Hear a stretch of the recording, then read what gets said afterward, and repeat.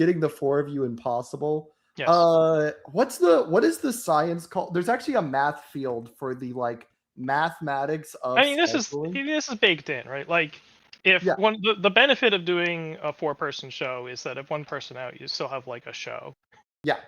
And That was kind of the one of the conceits we kind of went was like, oh, cool. If we do a 4-person cast, we can always still work with 3. Oh, God, what is it called? It's gonna provided the remaining 3 people aren't just like tired and lazy or whatever, which I definitely was last week. Yeah, we've definitely had that before. Combinatorics, that's what I'm thinking of. Yeah, I was. Sure. Hey, was, are you guys good with the post I have in there for us to ship it out? I'm sure it's fine. I haven't looked at it. Cool, we'll ship it then. No. Also, last week was 24 hours after Enfield came out instead of a week and 24 hours after Enfield came out. a little bit deeper on the, but I was also legitimately like did not feel like getting on a camera.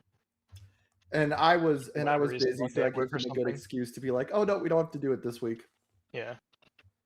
Like my circadian rhythm is really weird. Where at like 5 o'clock to like 8:30, I'm a complete zombie, and then at 9, it's like, okay, I'm kind of awake again, and I like kind of hit peak consciousness at like 10:30, and then I eventually go to sleep.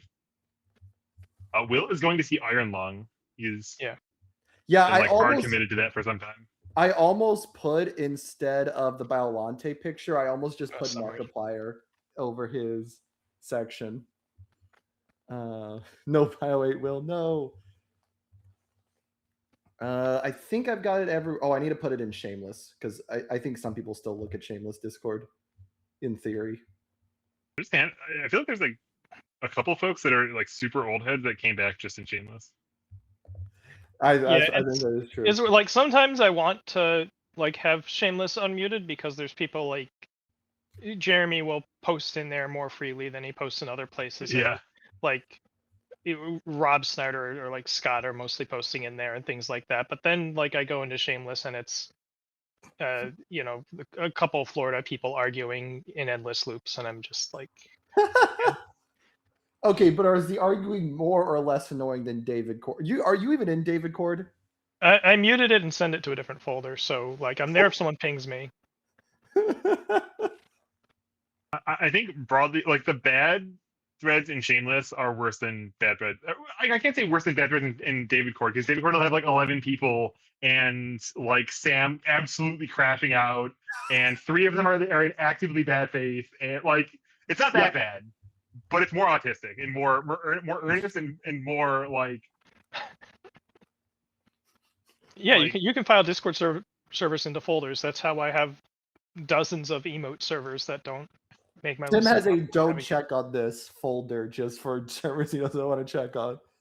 Hey Peyton, no, I feel like there are more people arguing in David Cord, but I feel like the 1 or 2 people will argue much more intensely if it's just the 2 of them in Shameless. Like you'll get 2 people at each other's throats in Shameless, whereas David, it's like 10 people yelling at each other, but everyone's a little less upset about it. And they're probably arguing about something game related and not Red Horizon. That's true. Yeah, or like Shameless, if it is game related, it's like as likely to be a 2012 beef as it is to be 2026. yeah. Into a Discord and follow. Hey, thank you, Daniel, for the Prime. We really appreciate it. Thank you. Yeah, I don't know. Like, part of the appeal in like being in lots of Discords is just like trying to follow, metagaming and like what people are working on and that kind of stuff. And I'm a little burnt out on metagaming, which we might talk about a little bit around the band. Oh yeah, I'm sure we'll talk when we talk about. I just like. I'm in a mode like the past like weeks, couple months, where I just kind of want to show up and play, and I have fun playing. I'm tired of trying to think about whether decks are good or not. Well, this is kind of like an interesting thing when you talk about before the real podcast starts. I'm always curious from y'all's perspective. Do you feel less of a pressure? Did you feel more of a pressure to compete and win before you had your first like world win? Did the pressure kind of go off after your first world win, or did you get it more because now it's like, oh, I can be on that level? Or have you always just been kind of, hey, if I do well, I do well? I mean, I think for me, like you get a taste of the success and that creates the pressure, right? But like when I'm just sort of a casual, like, oh, I took a game off GSD, I'm so proud of myself, right? Like, there obviously I don't expect anything to come from competitive success, and then I get like I do some good. I get some good results. Like in teams, I go undefeated in some tournament. And I'm like, oh yeah, no, like now I'm a big deal. And like now I have this expectation on myself that I'm going to succeed, and that is somewhat toxic to success as it turns out. And I kind of ran into this and iterated on this and sort of I think figured out the mental game a little bit. And now I kind of just want to play the game well, and that's my goal. And I want to have fun, which is these become synergistic with each other, and then that's kind of been my story for a while at this point. Yeah, I mean, I like had some amount of success in the Fantasy Flight era, like a ninth place in like a top 4 teams kind of thing. But I didn't like really get finishes until I was being a Kazuya one trick for 2.5 years, and so like there's not a whole lot of pressure there because like there's not even a like early on there was like some of Dream of Fate playing it, but like after a little while there wasn't even a diversity fight, right? It was just like I'm gonna make tops, and if I don't make tops, I mean I know my deck really well. Like maybe I got RNG'd out, maybe like I had some bad matchups or whatever, and then I made tops a bazillion times, and at some point I eventually won one of them, which is like going to happen over enough of a sample size. Were all 3 of your Worlds wins with Kazuya, or were they with different absolutely no. 2013 was a Nats with Kazuya technically, although back then there was no meaningful difference. Yeah. The Worlds was with a Pharaohman, which was just a like again, you're still in the diversity era, so you're trying to find, especially in my case, I was like isolated out in Connecticut, right? Don't try to be the best Zoe in the room. Like that's not going to happen. Yeah. And I'm too much of a hipster to do that anyway. So it's just like, here's this deck that like did well at a couple like PTC shaped things I went to, and I wasn't expecting any particular outcome. I'd basically been took the previous year and a half off. Sure. And just for whatever reason, like the matchups and the games and then the checks and whatever fell my way. The Fairman deck was kind of cool. It was like I mean, I feel like it was very much a U deck of like it's aggressive leaning, but it's kind of got like all the fish elements of like having counterplay and interaction with your opponent. Yeah, right. It's the Iron Knuckle. It's the Templar Revoke is still in there, right? All the life stuff of that era that I turned around and played in Spike the next year. Yeah, and Zoe, if anyone in chat heard him say Zoe and was like, oh yeah, like everyone's gonna play Zoe. Zoe was coordinated effort plus military airship on a character. Yeah. And it was a form. It wasn't like after blocks. It was like, just we're doing this again. And I remember some of the feedback, and I never actually got to play against the Zoe deck at any point. But my thinking was that deck was a little susceptible to like actual chain blocking, which relative sometimes defense back then was shaped like I'm going to try to reversal stun you or whatever, right? But like Templar was sort of seen as the one chink in the armor of like if you get a good Templar block string going, then you could survive a turn provided you can kill her fast enough on the other side. And people didn't build a lot of like balanced decks that played defense and offense at the time. So that's kind of what I was trying to do. I never got to like actually test the theory though. Sure. See, I was asking because like I'm currently at the state and as a player where it's like every year I've done better at Worlds. Like I've really had 3 years of competitive play. I don't really consider my like 2019 and 2020 when I first heard of the game really competitive years. I've had 3 years of competitive. Like first year, I don't even make it to. I don't do well. I don't make it to Worlds. This is my 4th year of competitive. Second year, I make it to Worlds, and I just get combination of me getting sick and also just not playing the best, partly because of sick and partly because of inexperience. I just get blown the hell out in like 3 rounds because I was double elim, and I think I win one of my rounds. And then like last year, I make it to top 8. So every year I've done better. And as a result, now I'm like, okay, is it a disappointment if I get anything less than top 8 now? Do I need to now make top 4? Do I need to make finals? And I also wonder because like I come from public speaking competitive when I was in high school and college. And not to be a peaked in high school kind of person about it, but when I was competing in these things, I was really successful both in high school and college, and it would get to the point, despite the fact that I was in a higher variance event like Extemp, which always aren't aware, you get a different topic every round. So sometimes you would just get topic screwed, and you just couldn't do better than the other people because your topic was really bad. Anytime I placed first enough times that anytime I didn't place first, both with myself and even when like I was talking to family about it, they were like, okay, so what went wrong? Like, because we know you're good enough to get first. Why didn't you get first? And I'm just curious if that has ever extended for y'all when you're playing the game and things like that. You know, why didn't I top cut when you don't top cut a tournament or things like that? I mean, at this point, these days, like there's like actual like teams doing group TTS testing that are like serious and contain a bunch of players that are good at the game, and we show up to locals maybe half the time. So like when I don't do well in an event, I'm not like trying to do well at events. That's why I don't do. If I don't do well at events because I wasn't exactly. Yeah, wasn't even putting in 10% of the effort of some other people, right? So I don't really expect to do well at events. I'm just gonna like take a crack with whatever I've got at the time, and whatever happens. Sure. And two of my world's wins have kind of just been like with that attitude anyway. So Sure. different game at the time, but Yeah, I mean, I think I certainly started this year on a very bad streak of going like one draw and all the rest losses in 23 tournaments. And that sucks, you know. But like, if the game, I wrote a thing on Substack. I did a thing on Substack the other night. Actually, was it just last night? Kind of meditating on like what makes a game worth playing, among other things. And I think I actually like was inspired to write it, and then had to move it. I was writing it on my phone, and then I had to move it to my desktop because it had problem uploading something. And I cut out the entire motivation that actually was like the thing I wanted to say, but I was like enjoying the rest of everything I said. But I made this analogy of, I started like, oh yeah, I had this really good run at Atlanta and Worlds last year, and he was like, and at the Worlds commentary stream, like when I was ending up playing Travis, they were making this Jujutsu Kaisen reference of, oh, it's the strongest sorcerer in history versus the strongest sorcerer of today. And that's really dope, and like it's a really hype moment and whatever. And well, why aren't all of the finals always these hype anime moments between the two best qualified players or whatever in the room? And it's like, well, actually, because games are worth playing, and they're not like shown in anime that are yeah.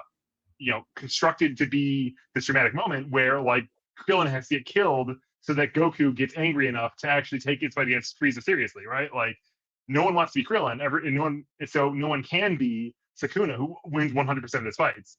Like if you can't be defeated, then it's not a game we're playing anymore. And so, like it's a competition where everyone's actually writing the story together. Yeah.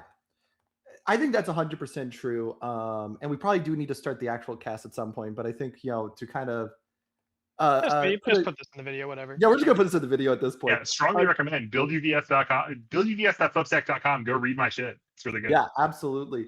I think that is like always one of the interesting things also about card games over other video games. Like every video game, every competitive game has upsets because we're not a scripted story. We're not WWE wrestling, we're not anime, we're real life. And so there are always upsets. But one of the like both frustrating and cool things about card games is because our game is so much higher variance than a lot of competitive games, the like frequency of upsets ends up being a lot higher. And so then like it can be frustrating, at least sometimes for me. Do you nerds want a fourth check? I'm not doing anything tonight. Do we want to throw them in? I mean, that's up to you if you can get them in here. Okay. I can throw them in. Tim, I'll send you the link. We need a fourth person. I mean, I don't know. Is that's not just variance, right? Maybe it's more variance than like a chess, obviously than like a chess match or something. But I mean, there's also gradients of skill, right? If the closer in skill the top 100 players are, the more upsets there are going to be because one person who happens to have won, the last event is a bigger favorite or something. Sure. I know that's a big storyline. Actually, I guess mild tangent. Rest in peace, Kai Bude, who passed away today, I guess. But like in 1999 to 2003, he won like 7 tournaments in a row or whatever, some insane run. Yeah, he won like 3 worlds in a row or something like that. I think it was. Yeah, And for a long time, people were like, "Well, who's going to be the next hire or whatever?" And even when you have incredibly great players, like especially I remember part of the storyline was like Magic Online happened, and then people got way better because they got to play so many more hours on Magic Online, and just the sea level rose, so everyone was a much stronger player, and there just weren't these big deltas anymore. So that it was closer, more competitive games where you had you had more like 60-40 favorites instead of 3-1, 4-1 kind of upsets. Welcome to the cast, Tam. Yo, what up? Yeah. Oh, Yeah, his name is William. It's fine. Yeah, I was going to change it to Tam, and then I realized that like the William Godby is built into the image. So you know what? Yes. You're just Will for today. yeah, we're a very scuffed show. If you haven't picked up on that a long It's time all ago. good. I lost the file for the background image, but really liked it. So I took an image from the stream and Yeah. I've just kept it the entire time. That's very Yeah, funny. that's- That's but- very funny. Back in like the mid 20 teens or whatever, if you were to before like a big Nats or Worlds or something, and these events had close to 100 people and they weren't tiny, you could probably correctly identify less than 20 players with very high certainty that one of them was going to win, and that's just not true anymore, right? It's there's the player base has grown, the skilled player base, even if the attendance at day 2 of Worlds is not much bigger than what the events were before. Yeah. And like the amount that people are practicing is higher. It's not just like 6 different play groups playing in their somebody's basement or whatever. Also, Plus- shared information, right? Like, Yeah. I wasn't around during the forum times. Like Yeah. the only Discord that existed was the Shameless Discord, which give or take how you feel about Shameless. Like, I think that the information that is shared amongst not just play groups but people, individuals, Right. the whole is just like at a higher level, and so like more minds in the kitchen making cool things. Yeah, the forums were active, but people didn't like DM each other on with anywhere near the frequency that you'll just send someone a message on Discord. 100%. I do want us to get started with the actual show because we did have plans for tonight. We keep this in the video though. This has been a great conversation. Here's our actual show. Hello everyone, welcome to 4 Checks Cast, or I guess today 3 Checks Cast with a +1 to our check. It's a 5 checks, really. Kind of 5 Sam checks. counts as 2. Yo. We are your new 4 checks for today. Justin, Kevin, Tim, and joining us today is Tamron Cardwell. So we're here to give you everything going on in the world of universes, and there's been a lot because we weren't here last week. So first, we're going to start off with something that we were unfortunately not able to talk about when we weren't here last week. There was a ban list way earlier than we were expecting. I think it was last 2 weeks early, Tuesday basically. before Yeah. last. They announced that there were 2 major bans that were going into Worlds format, and this was the February ban list. So there will be no more bans, barring something really weird, until Worlds. And it was a ban on equipment heist and a ban on unyielding destruction. Now we'll talk about the contents of the ban list in just a little bit, but I want to just give a shout out. I don't know how y'all feel about it. Thank you so much for publishing this early, UVS Games. I knew a lot of people who I had talked to were kind of like, oh, it would be cool if they like dropped the last minute ban list so people only had a couple weeks to adjust.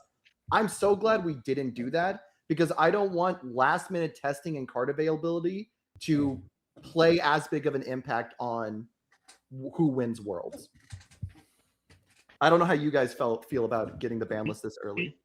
Yeah, I think it's excellent. I mean, I think I saw a couple negative reactions, like, they should have already known they were going to do this, and like what changed or whatever. But like I don't know the process to figure out the make these changes, but I think these are good changes, and I'm glad that they certainly got them out in this time frame. That as you said, like card availability. Not everyone's as privileged as me, where I can just build any deck I want and play with any cards I want, and not everyone's playing on TTS where they said instant access to every digital card. And being able to prepare and get people figure out what they want, and it's a test to figure out, to explore the contours of the metagame and try to figure out what's gonna give them the best chances to win. That takes time, and now we have like 6 weeks to prepare and get a a good time frame that kind of balances some of the novelty of it, that it's not going to be a completely solid format already, with injecting some variant, but it's not going to be the same format, the same like central pillars of the metagame that have been for a while. Communication is key. It's the number one thing that UVS Games, in every iteration of the company that I've ever known, has not been able to do, even to a percentage point. And so the fact that like they did communicate is just a win. Please keep it up, UVS Games. Communicate, even if the answer is you communicate about your lack of communication. Hey guys, we think this is gonna be a ban list, but it's not gonna happen for the next couple weeks. Please just communicate. Just talk to us. Please talk to us. We love your game so much. Please talk to us.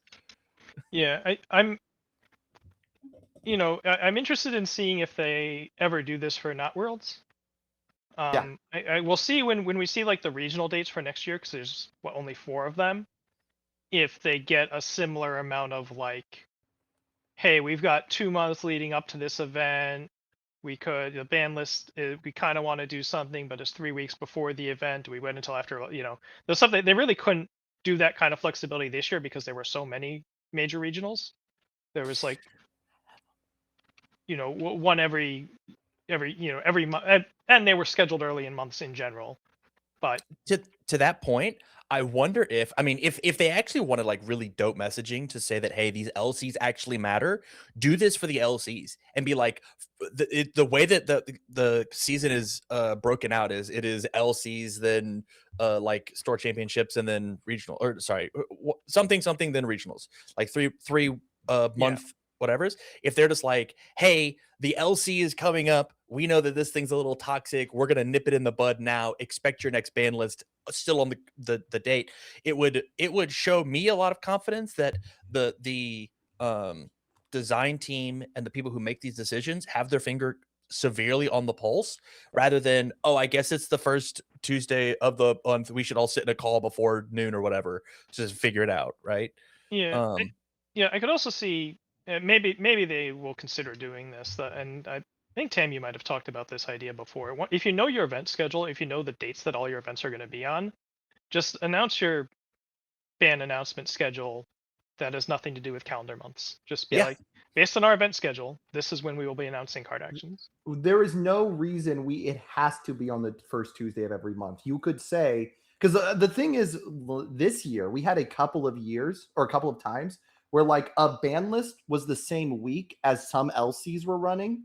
And so, but all the ban lists are usually the next Monday is when they go into effect. So people were like, do we gentlemen's out? Is it banners cards to play the ban card? Do we not? And it gets awkward. And like, you're not technically allowed to say that they can't bring them because it's an official, it gets awkward. And for the LCs, it didn't really matter too much because the amount of points were relatively small, especially if you already had your day one invite. Well, for the LCs, the difference between like 8th and 1st was small. Yeah, the difference between 8th and 1st was small, I should say. Yeah. This year, it's a much bigger deal because winning this LC is how you get your Worlds invite or top 8ing a regional. So like, it would be really annoying if one of these bans was on the same week as an LC, and now it's like, hey, are we going to use the cards that we know should be banned when winning this thing gets you an invite to Worlds? That's going to create some conversations, right?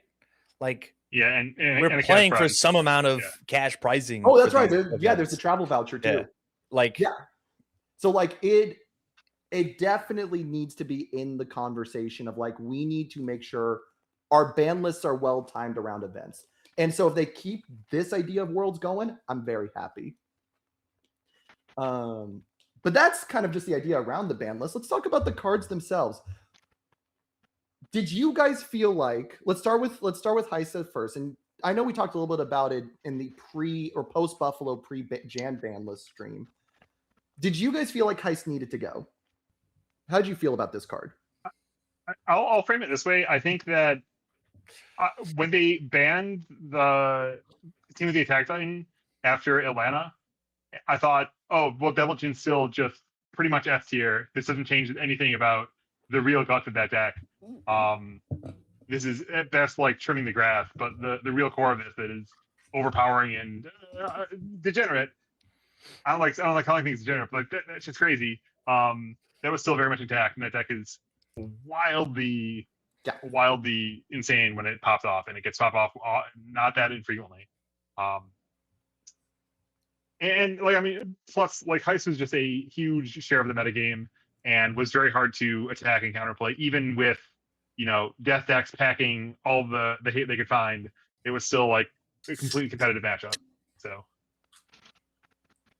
Yeah, I was definitely, I had some mind to be like, I'd rather get rid of Mutant Machine, but I'm sure they talk to people that are testing more decks than I am, that were, saying like, no, even just doing this with other assets is still just ridiculous. Oh yeah. I building an airship alone as like free off of a heist, which if you're playing something that's like a low difficulty attack, you get to do for basically free because you just pick up and replay, and so you just got a free that, and then you go into whatever else one you want to go to. That stuff annoyed the ever living hell out of me when I was in testing with them. Tam, what was your experience when you were kind of testing heist decks or testing against them? So the past season, I've just been on Mikasa because I think that deck can count to 35 very easy, and has a ton of tools to answer what I think is the singular best card in the format, which is Equipment Heist. Because am I allowed to curse on this show? Yeah. Perfect. Oh, yeah. I already want to ban all assets. I don't want them to print another asset ever. And so having a card that just says fuck playing assets and just get them out of my deck or my discard pile, wild to me. wild to me. And you could do it on turn 2. There's not even like a momentum cost. Like imagine if there were just other words. I think Equipment Heist could work, truthfully. Imagine if there were other words, right? Right. Spend a momentum, or if you don't spend a momentum, flip this card, or like I get that you're stealing the asset, but maybe it's a little too free, you know? I agree. Maybe just a little. There are different words you can put on this card. Or, but with that said, ban assets, bring Heist back, and get rid of all the green cards. it summons code edits. It summons right, yeah. 1/6. Yeah, sure. I'm in. Mechazoids. Yeah, those cards just become like vestiges where like they're hyper specific for these. Yeah, I definitely hated the design space of Heist a lot. I am glad. Dude, let me steal about this, because like people hate City Rampage for the same reasons. Like, it is good for the game for there to be a card that says if you hit the 1% nut draw, you don't have to outplay your opponent to win anymore. It is good to have that, and it is good for that to exist in the game. It does good things in the metagame. It does good things to the experience of players. It does good things as an on ramp. This is intention to the quality of the game. You don't want to sit down and have all of your games decided where you couldn't have outplayed your opponent no matter what. But it is good for this to exist and to be out there. There is not necessarily the extent of Heist. Yeah. I guess my counter to that, Kevin, is I think that should exist. I don't think that it should be an A to B plan, though. I don't think that it should be I played Equipment Heist and I made my deck in a way I found my 1%. Right? Let me jump through a second hoop potentially. let me have a bit of a treasure map to get to my I've won the game. This is Exodia. You just don't know it yet, right? But like play City Rampage +2 to all my checks and this stuff, and I drew 5 attacks doesn't feel incredible, right? Like to sit on turn 2, I built my 3 foundations, and sometimes you get killed through that, and you go, I didn't play the game with you. It just didn't happen. So there is an interesting, I don't know if anyone knows the YouTube channel Extra Credits. I know they're a little more controversial today, but I watched them back in the day when I was really studying game design. And there was an interesting video they did where they were talking about the importance of low skill floor things in your game. And the example they use is Ihan does a 100-hand slap back in Super Street Fighter 2. That for most of the characters, you have to do some sort of combination to hit their little special move, the Hadouken, the Shoryuken. That is hard for a younger player to do, hard for a younger player to use correctly. Ihan does a 100-hand slap. You just have to spam the A button, and it does it. And like it is worse than a lot of the other power moves, but a worse player can occasionally beat a better player by spamming that move. And that is very important because it's how you convince worse players to stick with your game because they need to have a way to feel like they can beat players who are a little better than them, or it's impossible to approach a lot of games. And so like when I hear City Rampage, I think City Rampage is like the 100-hand slap of our deck, of our game. Yes, if you spam and slam City Rampage over and over and over again, there are times you're going to win off of that. But there are weaknesses to building a deck where you're playing all 5 divs and things like that. It has often underperformed other decks that are built more versatile in their nature. Let me push back. Yeah.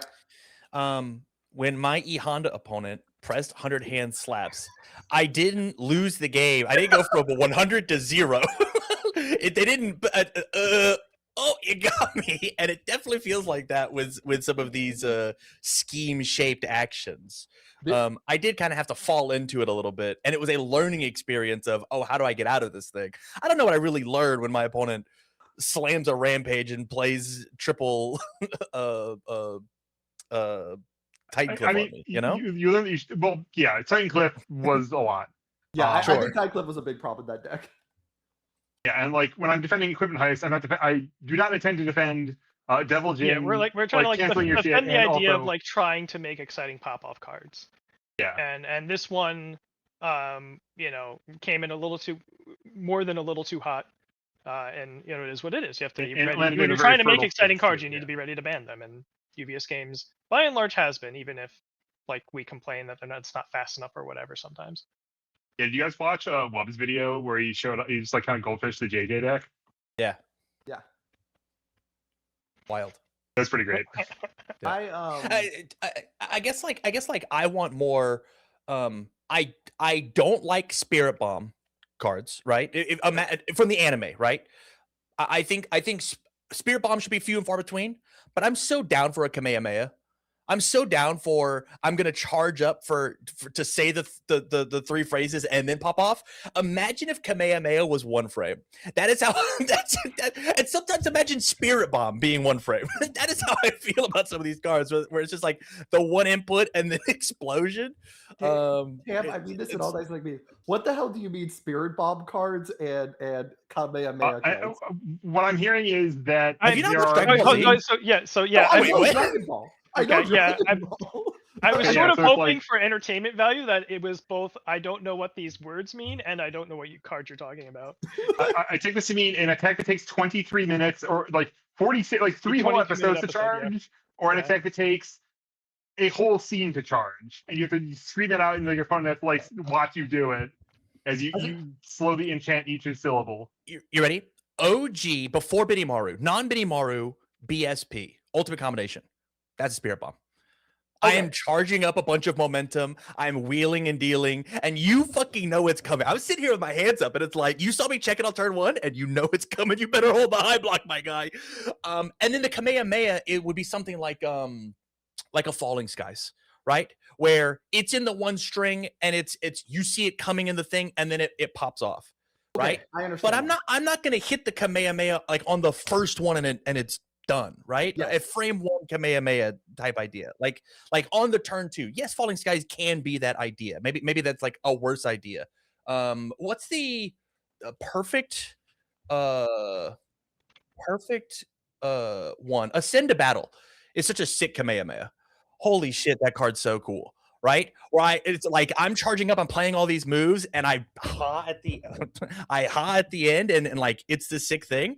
And it feels like these scheme cards just like get it done in 1 move. I just like shoot Goku with a fucking gun and he's dead. And it's just like, yeah, man. I guess I just like check 3s on these Meat Machine, whatever. Just to live out Wubb's prophecy, I will make the point that Ascend to Battle is not a 5 difficulty card. Isn't that a 6 difficulty card? It's a 6. Yes, exactly. It is not a 5 difficulty card. Yeah. I will say, and I don't want to get stuck too long. I think this could be a whole conversation for a different podcast day. Is like, what is reasonable in terms of a new player friendly deck? because I do think our game is harder than so many for new players. Not necessarily to learn the rules of the game, but to beat a higher skill level opponent. Because in like Magic and Pokemon, you can like get mana screwed. Your opponent can get mana screwed or energy screwed, and you just win because they brick, and you get to feel a win in that situation. In our game, because you draw to hand size and finding foundations is usually pretty easy. I've had very many times where I play against a new player, even both playing structure decks, and I will never lose a game to them because play- I you can just play know any how to deck hold enough. blocks. I think it's equally, I think it's equally a big thing that attacking and blocking is so foundational, and there's no permanence, right? There's no like in Pokemon, in Magic, and in Yu-Gi-Oh, like you put a permanent in play, and like you can have a Sarah Angel that carries the entire game on her back. Yes. And even if we like, I think this has been my kind of theory of limited for a while, is that like we should make cards that allow that can have that gameplay pattern of like here's a throw and a young warrior candidate surveyor card to get some momentum back. And it's like, okay, this is gonna be the clock. Like if you can't beat this, it's gonna end the game sooner or later. Or You like mean like an character asset designs that gives that a work from the move graveyard. +5/+5? Yeah, totally. Maybe and ideally in a more sort of like back and forth kind of way than +5/+5. But Yeah. like +5/+5 is like that's cool too. You were saying? Kevin, I want to pitch you after the podcast, after it's done recording, so it's not here. Oh yeah, I have a way to fix limited. I figured it out. I've done it. Check mark. I've done it. awesome. I love the I'm pitch. out here for it. Yeah. I lost where I started that thread. You're talking What about was I Fairy talking Angels about? Unlimited for some. You're talking about Terra Angels Unlimited and the value of permanence. Oh and yeah, everything yeah. that. Like that. We were talking about like New games players. that are easy that are accessible to win. Like to not to not outplay your opponent, to play worse, but have your cards carry you anyway. For a long time, design hated that premise. Like for most of the Jacko era, they did not want to dumb the game down. They were very hostile to the worst player winning very often. Or it was like through very like carefully mediated channels. Like you can play a mono throw deck, you can play a stun overwhelm stats deck or whatever, like your aggro decks. And these days, like the game is much more open, the game is much more diverse, and you have a lot more like Deku's out there. Like Deku cannot outplay someone and beat them just because it's a straightforward game plan. If your opponent doesn't have the answers, they have to kill you before you kill them. I mean, you're like Deku's a spirit bomb. There we go. Like here's my 15 difficulty move effectively with +15 +15 on it. You lose. Yes. In that same vein, Tim, why do you not like Equipment Heist? We have gone off. bringing it all the way back. No, it's just a power level thing, right? Like I think it's a cool card. I think it's a cool idea. But yeah, there's too many there's too many assets that are too good, and too many ways to get bonus attacks in your card pool. Like I'm sure in like Teenage Mutant Ninja Turtles, set only, or like we're testing TMNT decks, so we're gonna put the TMNT characters into their cards as going to be half the deck. Or like in those kinds of games, like it was probably super fine, but when you start trying to like min max it. Yeah, and I think just like Heist tutoring, like every other asset in the game except for Mute Machine, like Heist tutoring for Cerritos is like that's dope. That's actually genuinely fair. That's fine, right? You're paying 5 difficulty and no progressive and getting some stuff, but you have to jump through this hoop and you get a 6 difficulty asset directly into play. Like, great guys. Airship is very strong, but like any of the 2 diffs, like the vestiges, like they're not a big deal. Just figure out like there's interesting, novel, exciting like toolboxing at that point. I'm gonna be real. If Airship was a 4 diff, I'd love the card. Like I would think it was like a totally reasonable power level as a 4 diff. It's being buildable on turn 1 is always like the line between buildable on turn 1 and not buildable on turn 1 is so big to me. This guy just wants to play Smiling Anxiety again. It Yeah. shows. I get it. True. This guy's just like, I wish it was a 6 diff or a 4 check so I could play it on turn 1. That'd be so sick. Imagine Military Airship was a backup and you could like board the ship and shoot Sasha. Yeah. And That's my goal. That's my goal. Okay. Turn the green cards pink. We love it. Hey, and that's why I'm gonna be president. That's the campaign I'm running on. Turn all green cards pink. I want to punch your airship, right? Dude, that's the story. Like you could be Gabi. You could board the ship and shoot them. Blah. Yeah, I mean, I remember saying stuff like when they first previewed backups, I'm like, oh, this is going to replace assets. It seems like a better card type. It has its flaws, but you know. I will say if backup didn't give them momentum, I would be all in on backups. Like I just don't like that it gives the opponent momentum, and that you can't block for it. If it either didn't give momentum or you could block for it, I would be so in on backups replacing assets totally. Now I have a crush on this idea, like this metaphor of military air where you have to board the ship, and it's like you have to like check a 6 to board the ship and to attack the backup. And you fail the check, it's just a normal attack. It goes to your opponent's face. But if What you if hit we the 6, called you it- get to board and you just We shoot crew it. We crew the airship. Thoughts It's on reverse crew. Yeah. You you have to crew it backwards. have to play a backup token that you load onto the opponent's we're backup talking- No, airship. you just you attack the backup to undo it. that? John Jasko, get us in the booth. I think we're cooking. I think this is it. I think we're making the next set. This is Fairy Tale right now. We're making it right now. If AOT3 came out 1 year later, the 10 Jaeger senior deck would just be a token mechanic. Jesus Christ. No, chat.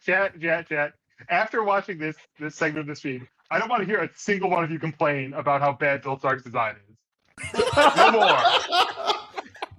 Wow. I would hope that it is clear that none of these are serious suggestions. But somehow, despite spending 20 minutes, we're not done with the ban list yet because there was another card. Dude, I was sad. I was genuinely hyping myself up to play BQ University at Worlds. I was ready to play Hawks. I was ready to figure that out. Oh yeah, right. Yeah, Uh, I don't think Hawks. I was very now. Hawks curious, but I was convinced that I was never gonna beat anyone in Ryan Levine's testing circle with. I love because Hawks there's no Curious. shot. Hawks Curious is very funny. I was Hawks Curious back in college, for sure. For sure. Yeah. I was like, the feathers, they're doing it for me. I mean, But- it's really yeah, like no, if you can't find the feathers, it's really sad. But we got pills for that now, right? Like We do.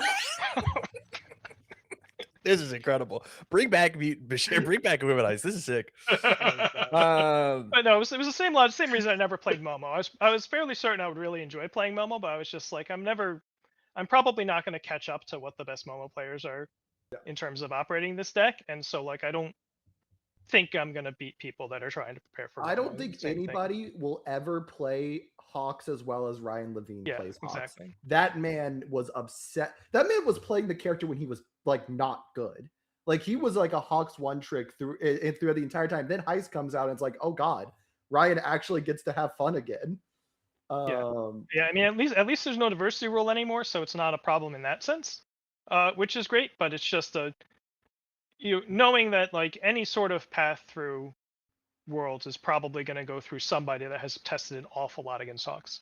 Have we had the diversity podcast episode yet? One day we need to talk about. There's very few. There's not. There's not a whole lot to say. That's true. I can steal on it if you want. It's No, gonna sound really bad. we have got off topic far enough. Because there was another card we need to talk about. We need to talk about unyielding for the format because I think like Equipment Heist hurts a specific type of deck. Unyielding not only hits some decks, but has empowered a bunch of other decks that are now substantially less scared of this card existing and permeating. I know Tim is a unyielding hater. I've hated on unyielding every week I've been on here. So did you guys, were you a pro or anti unyielding player? Because I was actually like, I kind of like that unyielding exists personally. I know I'm a weirdo for that. I know everyone hates me for that. Wild.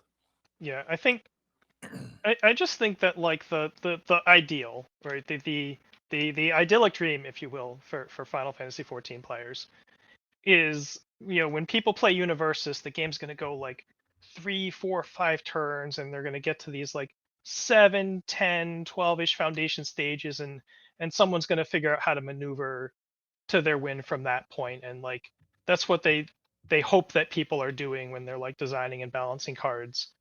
And unyielding, saying like if your deck's not prepared to operate at a pretty high power level on 4 foundations, then you're in potentially a lot of trouble.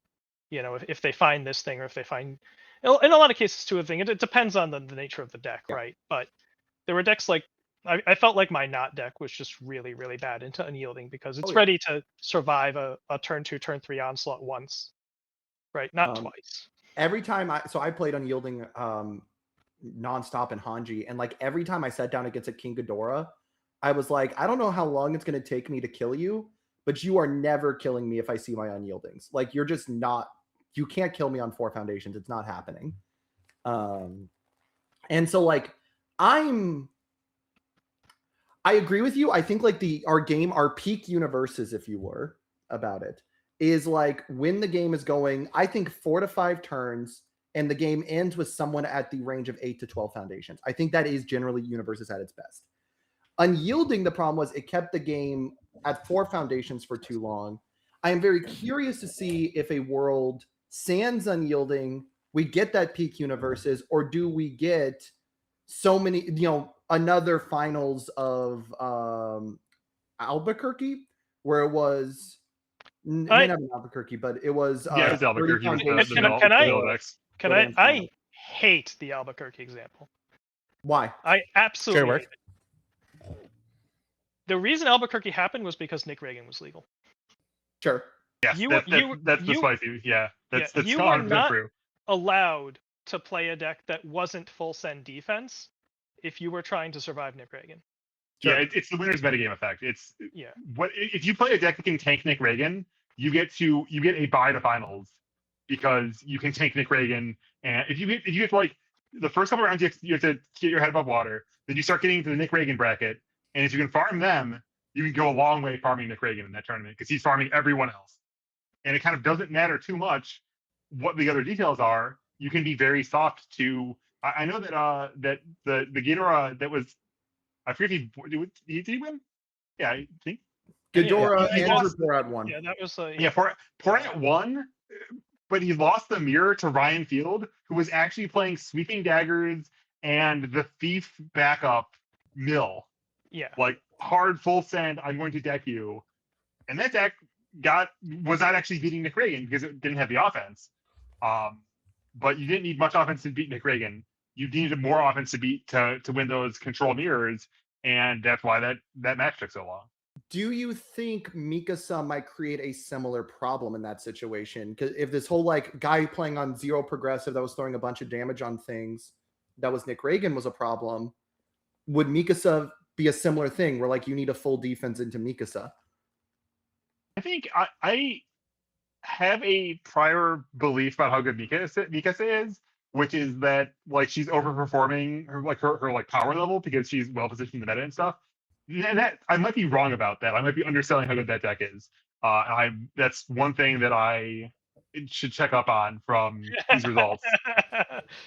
Yeah, I don't know if I'm quite as like I definitely respect Mikasa as a deck, but I don't think it's like an overwhelming metagame boogeyman. Sure. Right, yeah, because like people like it's been any more than like frequent discourse topic of like, oh, 3 in top cuts, like we gotta think about banning her now. It's like, well, I don't know about that, guys. Yeah, it's people like to like Golden Age, the MHA formats. Like maybe Mikasa's in like a I don't know, you want to say like a Jiro type space or an Ochako 2 type space or something like that, where the deck is definitely like good and you have to respect it, but it's not it's never gonna be like I absolutely have to hard tune my deck to fight Mikasa. It's something you should be aware of. And if you don't respect what the deck can do, it's going to kill you. Is it right? not If you just normal? say I'm just going to sit here and defend forever, it's eventually going to find 9 attacks and kill you. If anything, it does more damage to the people that just want to sit there and wall forever, because she's good at beating those.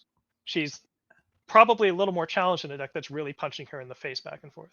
Sure. Yeah, if you're fighting Mikasa, like you're fighting Mikasa, and you can have a competitive game, and there's going to be variance, right? There's going to be a lot of variance in the turns where you say, "Hey, kill me now." I put you like she's going to get to have block zone coverage pretty easily. She's stacking her stage to draw, but if you stack her stage to draw and you break her a little bit, things can start getting really south really fast.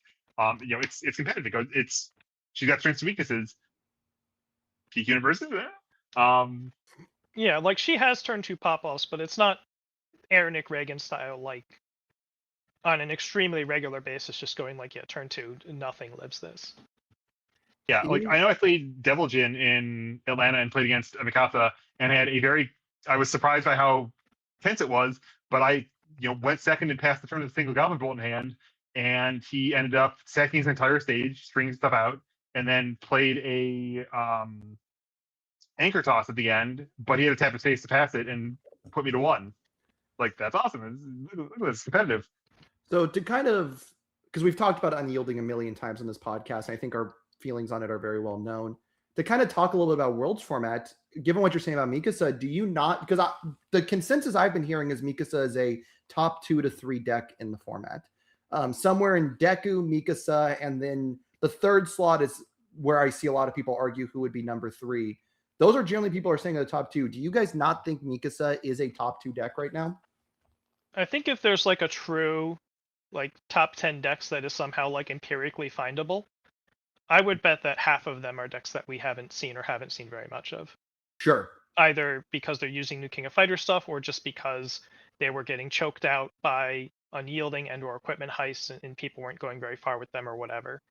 And I think Mikasa's probably one of those 10.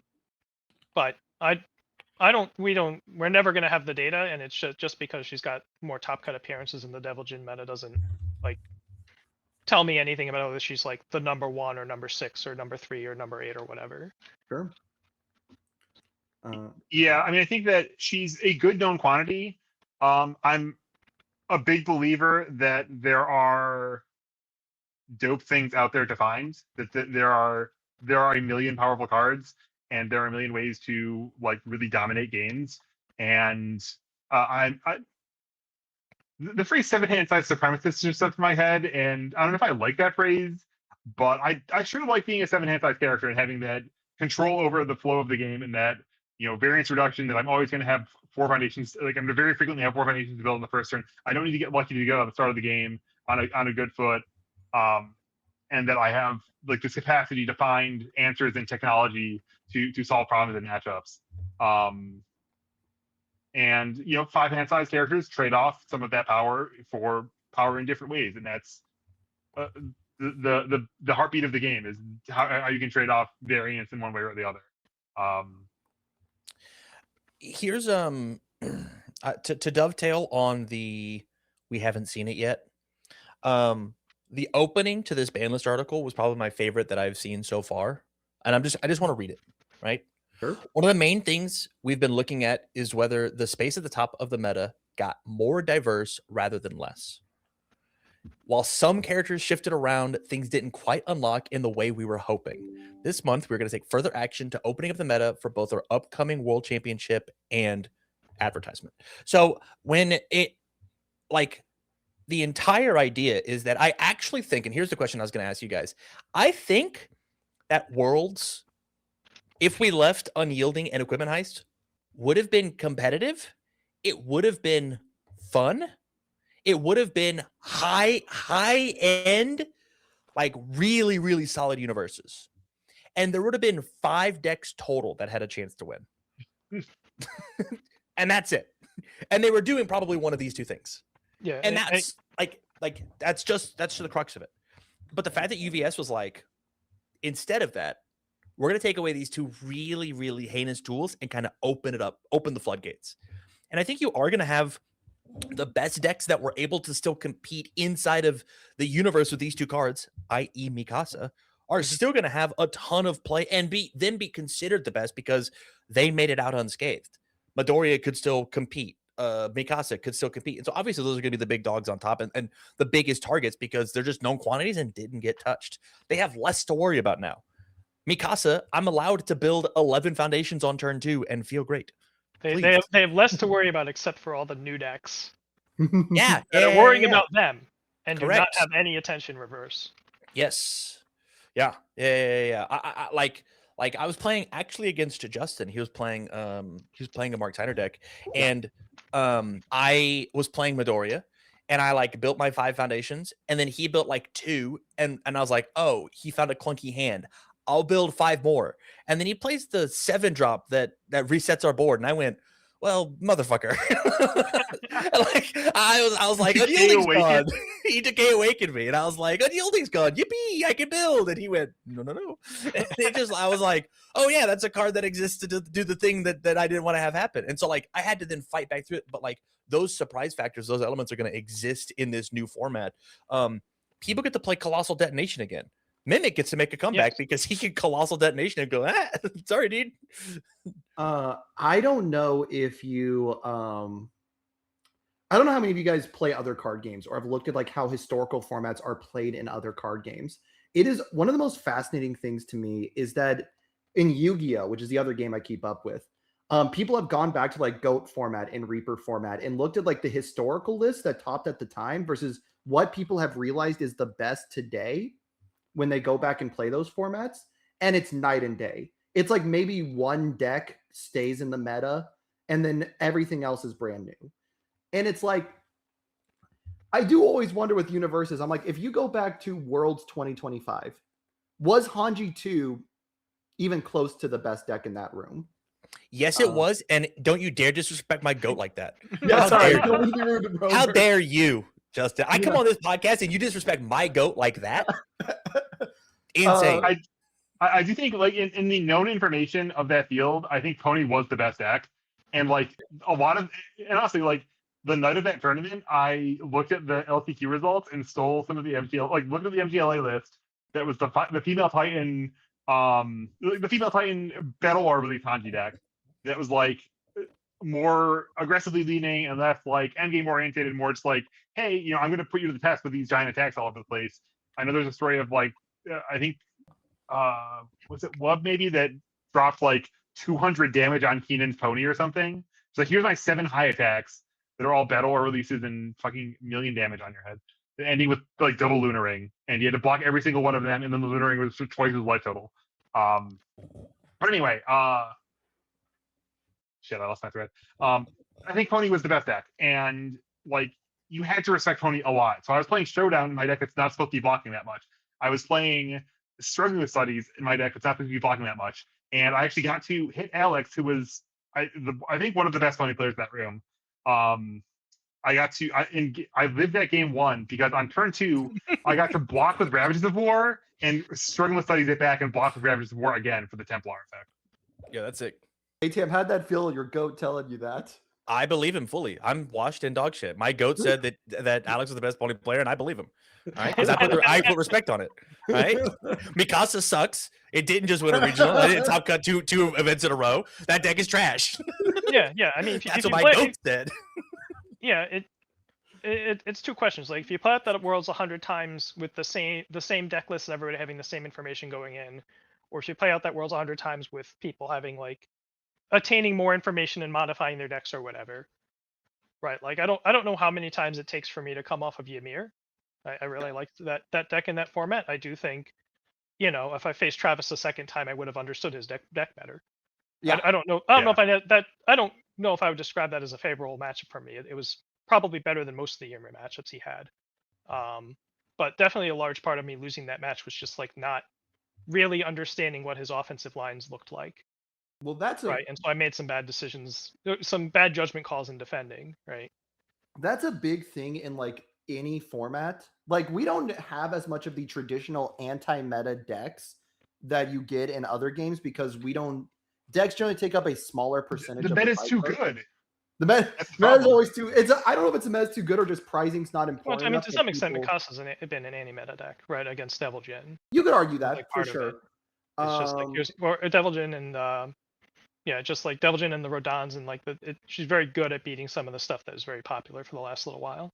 Yeah, and so like Justin, like I mean that seriously. Like the metagame has too many decks in it for there to be an anti-meta that you can target. Like when there's a 3-deck metagame, when you have a rock paper scissors, you can play Spock and you can nerve pinch the rock and tear up the paper or whatever. Like have 2 good matchups in the 3-deck format.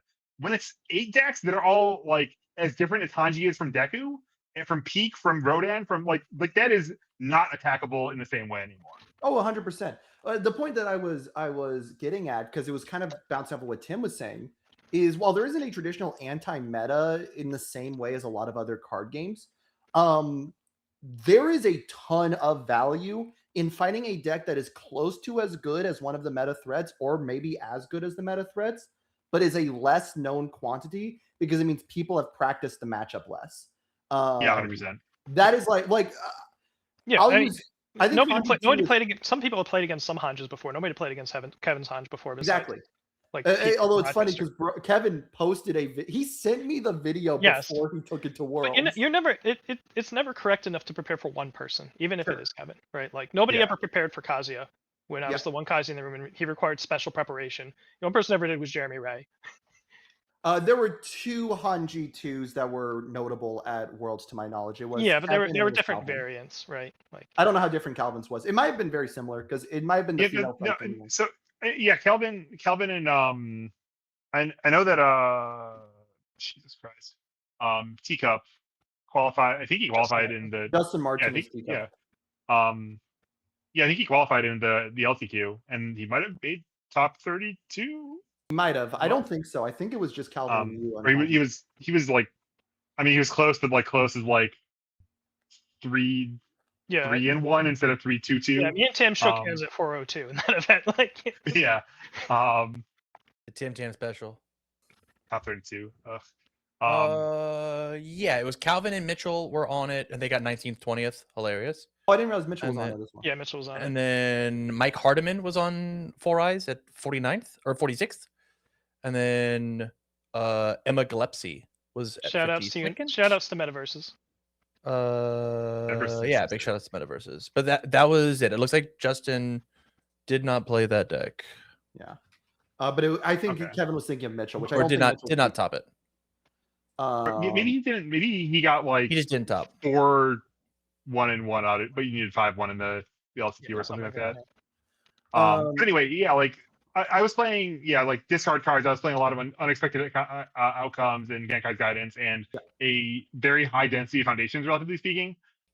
Where kind of the other build was like everyone else's builds were like aggro decks. Like they were likely playing like no 4-checks aggro decks, and then there was like the 50-50 like battle or release is 2 I'm not counting battle or release.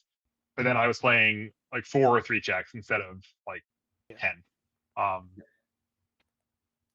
But I mean, I think that definitely. I mean, definitely to your point of, I was self-consciously like trying to play a deck sideways, and to an extent, like my current stage of imposter syndrome isn't that I don't think I'm good at the game. I think I've accepted that I'm good at the game, but I do still want to get bigger edges than just playing a mainstream deck.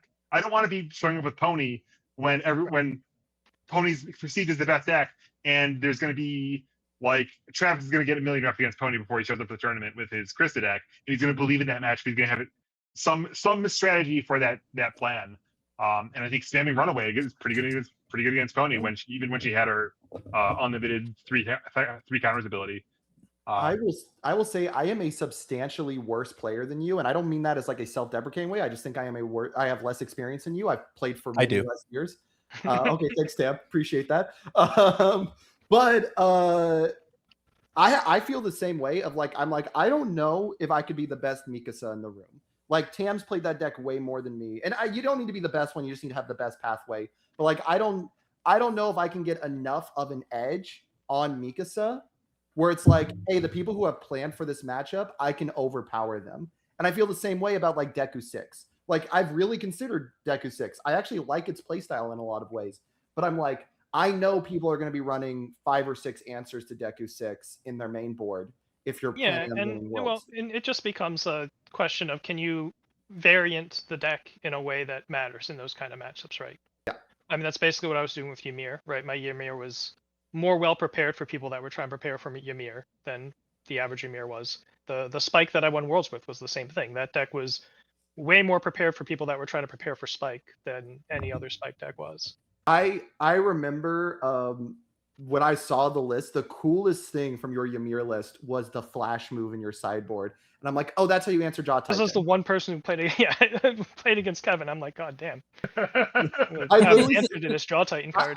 I still think I lose in top 8 against Kevin most likely, because I think that matchup is still, if you have the answer, is still Hanji favored. but I was sitting there going, Jesus Christ, I wish I had that in my sideboard for when I played that top 8 match. Our match was actually sick. Like it was. I remember like we were kind of like doing the debrief afterward, and it's like, yeah, there was a turn where I like did a lost consciousness, and you canceled it with incredible display, and then like 2 turns later, you were 1 momentum short of everything you needed to be doing, Yes. and it's like, oh, it was a sick match. There was I really did enjoy that match. But it was also the worst of the 7 decks that were in top 8. I think yours was the single worst one I could get paired into, and I was okay.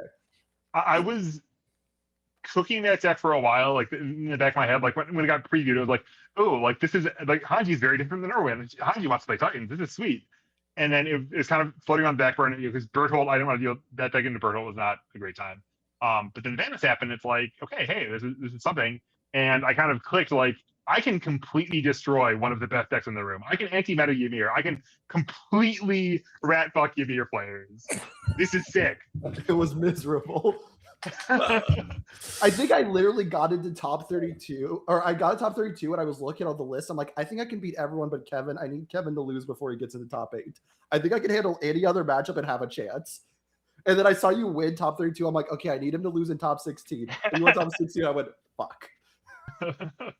And it's like, I mean, to your point, though, like, and I think that, like, even in a wide open meta, like, if you can have a great matchup, that is a very valuable power in a deck, right? If you can have, hey, my plan A, you know, incidentally has lots of violent animus shots in it, so I get to, if you don't just play backups, I'm going to just get pew pew pew and have a really good time into that. Like, that's a very powerful ability to have, and like, you don't win tournaments without getting lucky, and so if you can get a bye in top 8 because you got paired into your good matchup, that's awesome. 100%. Yeah, and to bring it back to the ban list, so Kevin was talking about Bertolt 2, and very similarly last year, right? Like some bans happened that opened up some decks that people hadn't really been playing or you're showing off too much before, and then a deck that won Worlds was not previously on the radar. The deck that wins Worlds is very often not previously on the radar. If you look at like major event wins, the number of times a really big event was won by one of the like 1 or 2 most feared decks at the time is very slim. Yep. And some of that goes back to the diversity rule, of course, but like even since then, right? Well, like Midnight, Endeavor, and Hanj should, you know, like it is very uphill playing a known quantity going into Worlds, but that doesn't mean those decks are bad, right? It just means you have to contend with the fact that everyone's preparing for you. Yeah, like if you're playing Deku 6, you need to be like, how can I win against decks that are running, you know, my fist solve problems or its kinds of cards. And because everyone is going to tech for those cards. What was that? Fist is hard to answer, right?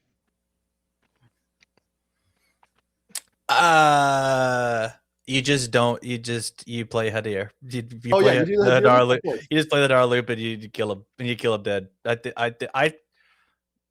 I think if somebody really focused on the deck, it just wins. I actually don't know how it loses in the current game. Like like that's a really good one, like plan 1A, plan 1B kind of thing. Yeah. I think Invisible Infiltration Hadar Midoriya is like disgusting. It's just gross. The 4-turn plan for that deck is stupid. Kevin, you not heard about this? Nope. Okay, I won't give you the pitch. We'll do it You afterwards. pre-momentum first. I put it together. Yeah. Like, how does Midoriya get momentum? Oh no! How does he fudge and flurry and snap 4 momentum accidentally? Man, it would be a real shame if this invisible infiltration happens over and over again. Did I not commit any foundations to do this? Well, I guess I'll turn these all sideways on my 7th attack of the turn. Okay, whoops. Catch. Yeah, and that would be, right? I mean, obviously people that have been doing like group testing are familiar with it, but that would be a version of Deku that isn't, you know, known public enemy number 1 Deku. Known public enemy number 1 Deku is the idea that everyone has in their heads that the only thing this character can do is play 30 for 30. Yep.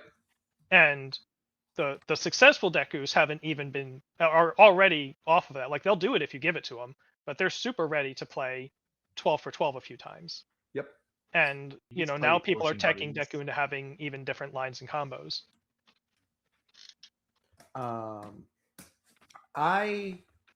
I do think like I will be very interested in seeing if Deku or Mikasa ends up being like, if this is the year one of the known decks wins. I think it is more likely to be Deku than Mikasa. No offense to Tam or any of my other people I know who are running it. I think it'll be interesting to see because I know everyone I've spoken to, like I know a lot of people who are on the like Ryu right now. They're experimenting with Ryu because they're just like, this guy has Void and Fire. This guy can seal stuff with Void and cancel Secrets of Juno with Void, and can my fist solve problems on Fire. And he just like punches you for like 8 or 9, and it's really inconvenient. If you block, he gets a ton of value. If you don't block, you're taking a bunch of damage. You're dying pretty fast. It's a peak universes. I see someone mentioned Ino. Yeah, no, Ino's the same thing. You're a 7 hand size on Fire and Void. Like,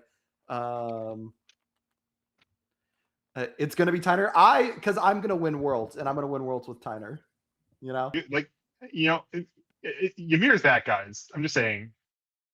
Ymir's legal again. Yeah. You know who else can play Hadir? who else play what? Hadir. Or I've known some people are talking about playing Ymir. am I pronouncing Hadir correctly? That's the Hadir, the Figure 2 Hadir. broken card. Oh, I don't know if it's Hadir or Hadar. I've heard both, but I think it's Hadir. Anyway, broken ally card sends momentum. You just gotta get some momentum, and then you get to dream about fighting and put it directly in your stage, and then kill your opponent on the front side. PogChamp. Zach, if you think you're the first person who has figured out Fire and Void are good together right now, I don't know what to tell you, buddy. Uwabami Hadir can probably. Does that actually Uwabami, like win on the spot? Dude. Hadir's a crazy card. I actually think it makes things like Jiro 2 real. Oh yeah, you could just win con tasty riffs and just be like, well, Man, this isn't- everyone else listening to the podcast can like tune out for a second. I'm speaking to Disaster Dan right now. Dan, bring Uwabami back. He's This not is your going. last ride. He's not going. Also, it's not his last ride. Also, she yeah, got, also she it's got not the last reprinted in ride. Girl Power. But Oh, okay, then that's fine. We can do it later. Okay, Yeah. we're good. Because I want to Or it's in see. the J6. Taste going nowhere. I want to see Uwabami Tasty Riff. Oh wait, yeah, Tasty Riff's good. Is Tasty Riff's gone. That's a is? that's No, a it's a play six. power card. That's fine. We can. Oh, find it needs to be 7. Yeah. Needs to be 7. Yeah. I got It's six. either 6 or 7. Tragic. What is the icon? Dan, I'm of so Power? sorry, Like, bud. what is that? It's like it's some kind of like moon rock. What? The girl power. Yeah, the girl power set icon. What is that? Oh, I don't. I hate the girl power set icon. Genuinely. Find out. Oh, it's like a skull getting with like a Uzumaki opening in its forehead. That's not it. That's not it at all. But like it kind of looks like that. It's distinctly avoids like the void symbol swirl, I think. And it's kind of got like a bug or something like. Yeah, I got no clue. Yeah, I've never known what that was, and I was. We all paused the podcast for 5 seconds. to go look up the photo. It actually looks like a smile with 2 sets of fangs. If you just like really zoom in,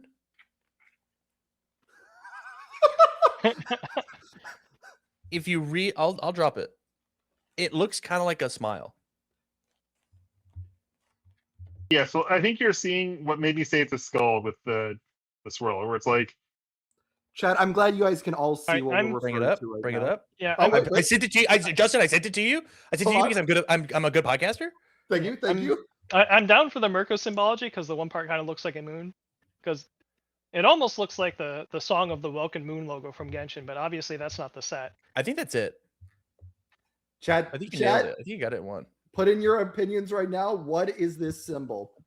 Put in your ideas in the chat. So yeah, so I don't know if they're going for a smile or if it's supposed to be like the crescent moon that Mirko has. I think it's both. Vague Goat's energy is wild. Wild. I Insane. have been meaning, actually for several years, it's been like just a decent idea of like, how can I get the 2 hands like Oh no. like visual motif in a champ card, like not like aggressively, right? But just like just have it there and feel like if you know, you know. Just put it in the background. Yeah, exactly. Yeah, just put it in the background. I don't know, and I suspect I don't want to. Just 2 hands. So It's a portal into another world. Speaking of Goatsy, I hate Unyielding Destruction, and I think that a card like that is allowed to exist. I think the number 4 is just too low. 4, Yeah, little tiny number. I think they should use the word half more. 6. I'm down for like I'm down for half. Pick Half's 4 a cool idea. or pick 4 and sack the rest.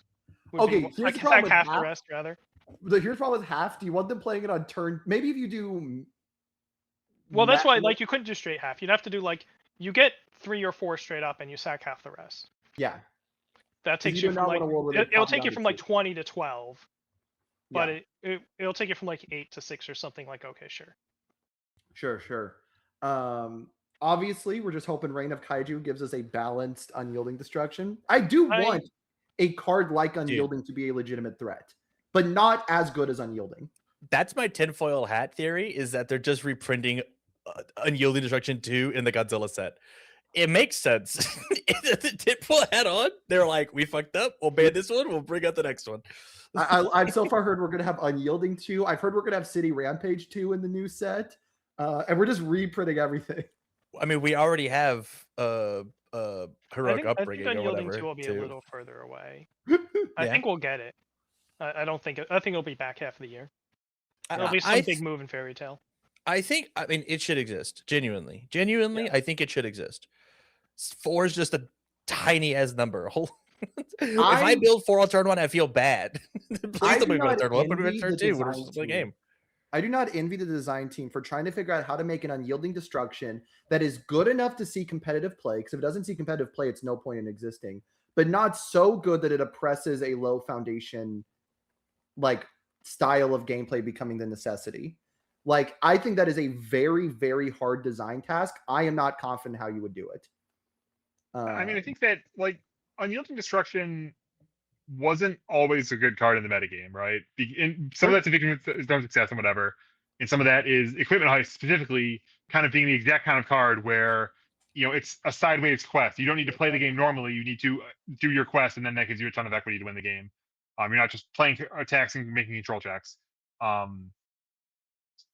think it's cool that we push the game away from being the normal thing all the time, and that we have this predator for if people are trying to play super wall decks. I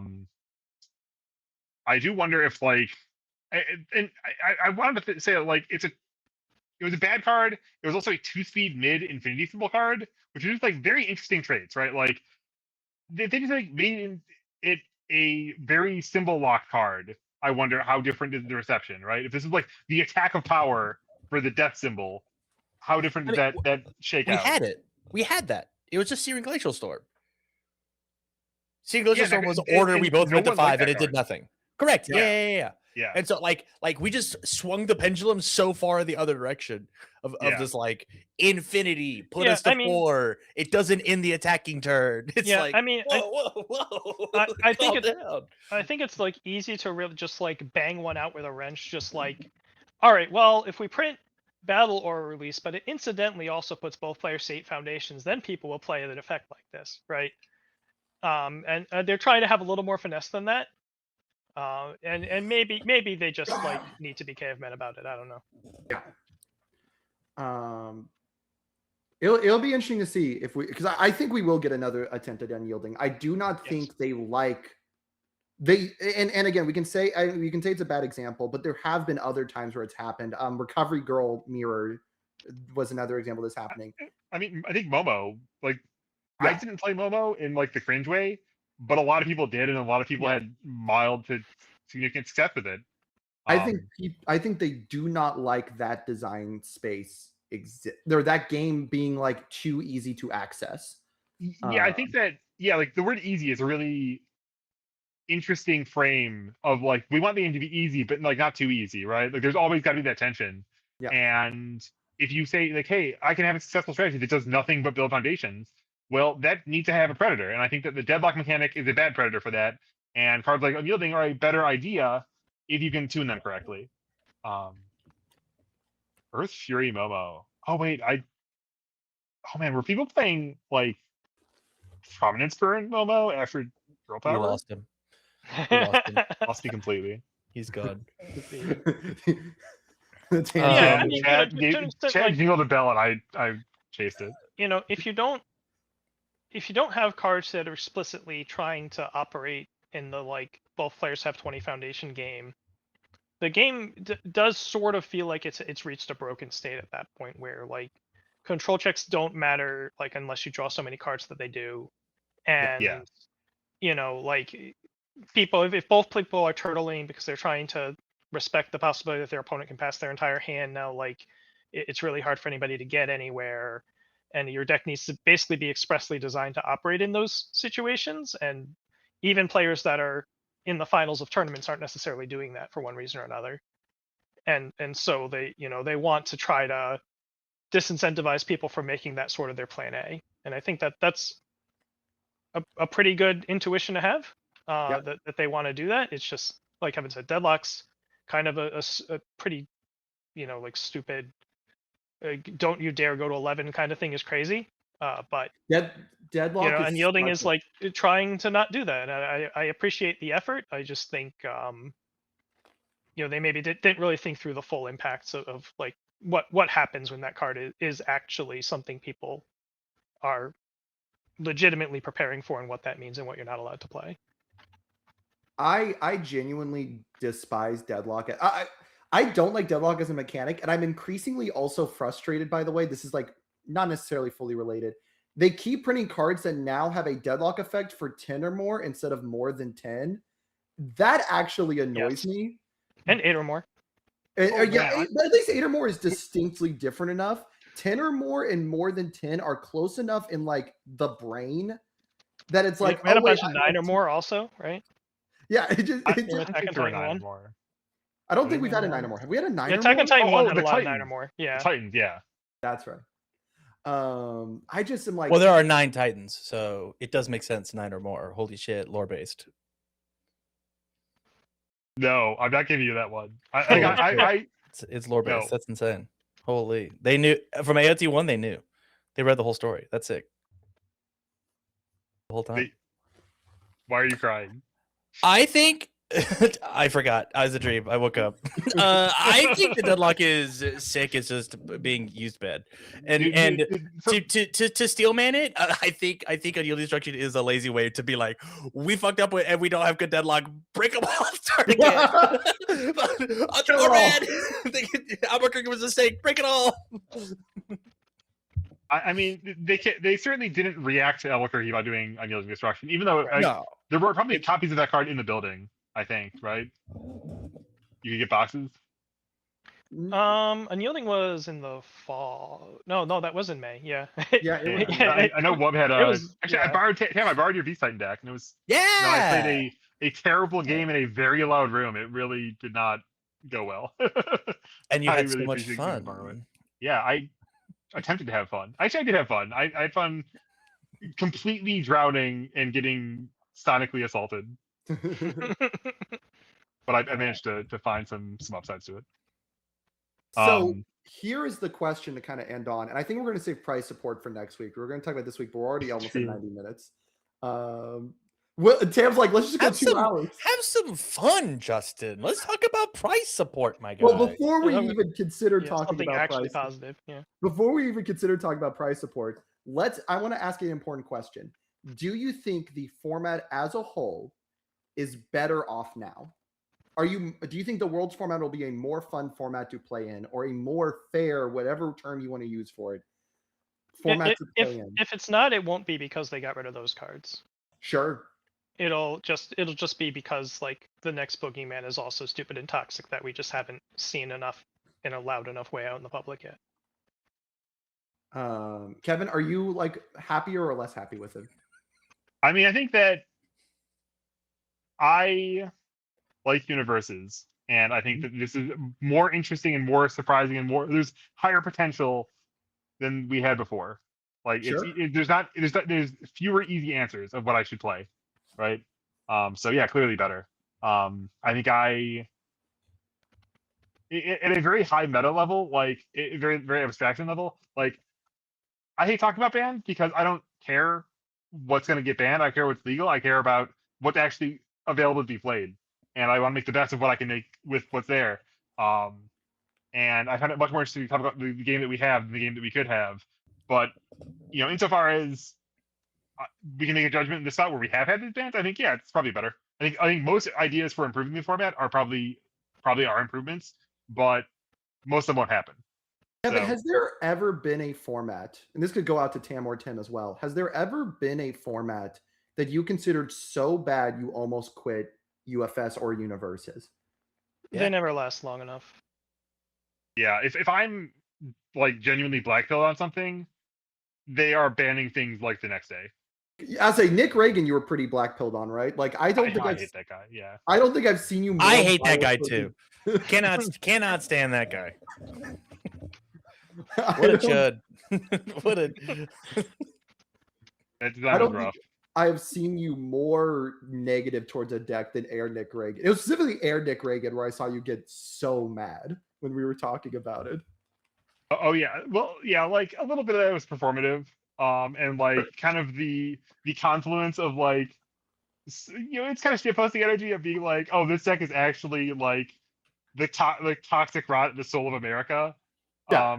But like it's not untrue. I don't not think that. It's just that I'm kind of exaggerating that because it's consonant with other nonsense. Kevin, I refuse to believe you're ever melodramatic ever. I have never seen it in my life. Nope.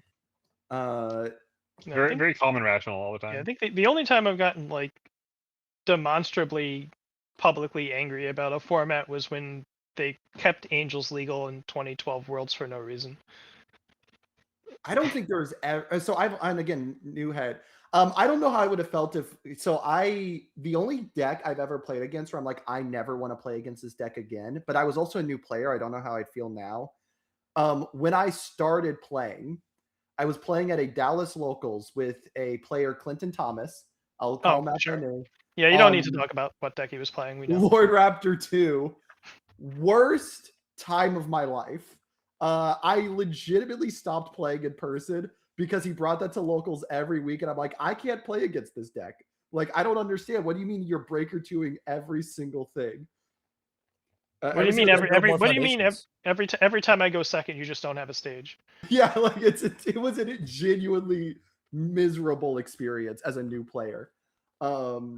That's the only time I've ever genuinely hated deck. And Zach is right. Part of that is because I am so likely to bring one of the most toxic decks in the room when I show up to a tournament. I brought Smiling, I brought Hanji. I have no problem being a toxic asshole with a deck. I think the only time I've ever thought a deck was insanely toxic and didn't bring it, maybe if you count Deku right now, and then Recovery Girl. I cannot play Recovery Girl to save my life. I have tried. I suck at that deck. But yeah, no. So I've never really had a format I would quit over.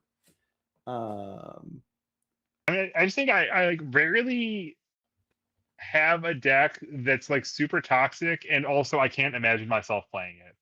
Right? I can't see the merit of playing it. Like, oh yeah, like this deck's really powerful. This deck's probably really satisfying to play.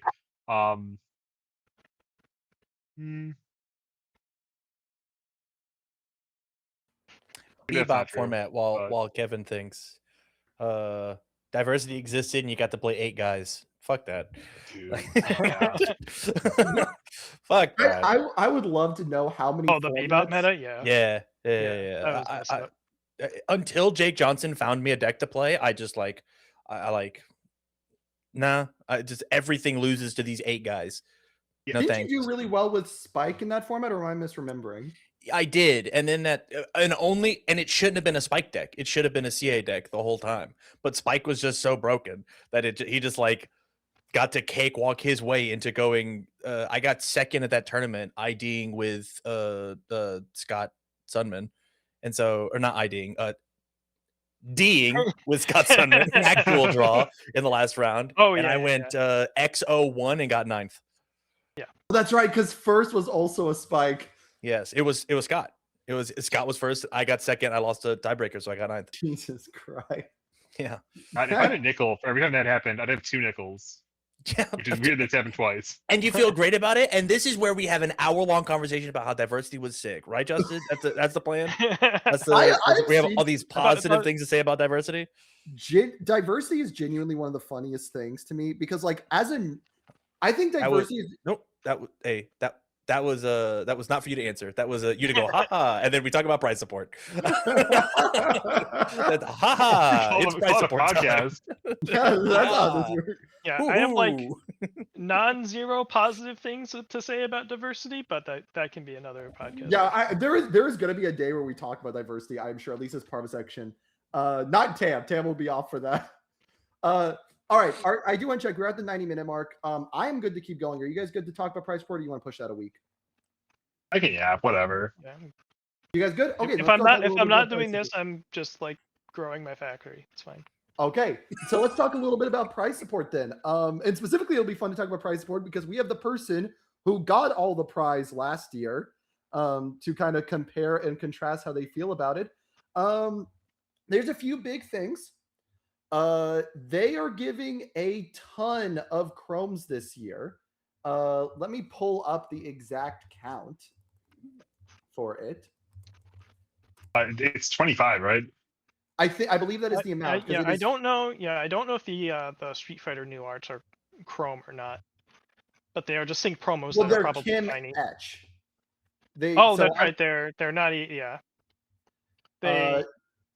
Sorry. I hope they look great because these cards have color in them. It looks like it is 20 that you wait. Top 16. Nope, it is 25 because you get 5 in top 16, 5 in top 8, 5 in top 4, 5 in finals, and then 5 more for the winner. With at least 1, 2, 3, 4 of them being unique art. With 2 versions of the Jamie Sue, and they are some type of Kim Etch. So before we get into all the other pricing, I want to ask, since you guys did do so well, is this kind of top cut pricing enticing to you as a player? I don't know how you are with chromes. Aren't there only 4 chromes in a Kim Etch? Yes, it is 20 chromes and 5 Kim Etches. Whether or not you consider the Kim Etch as a form of chrome, your mileage will vary. Do you guys? How do you feel about hearing that is like, besides the create a card, that's the big prize you're getting? I mean, I think that last year I sold a bunch of them, and that was dope. And I think that's kind of the shape of this. That we hope that the folks on the secondary market will be interested in these cards. Certainly, there's a pretty good market for chromes out there, and these are just as or more blingy than those are. So. Yeah, I do. I think from a secondary perspective, I think there's going to be probably. Unfortunately, it's like a negative thing to say, but I think there's going to be a lot less demand for these from people that are like collecting cards, just because these are all chromes that exist. Sure. Right? They're going to have special numbering and markings on them, but it's different to be like, how much more will you pay over the $200 chrome to get the word champion on it versus no, this is the only Godzilla card that looks like this.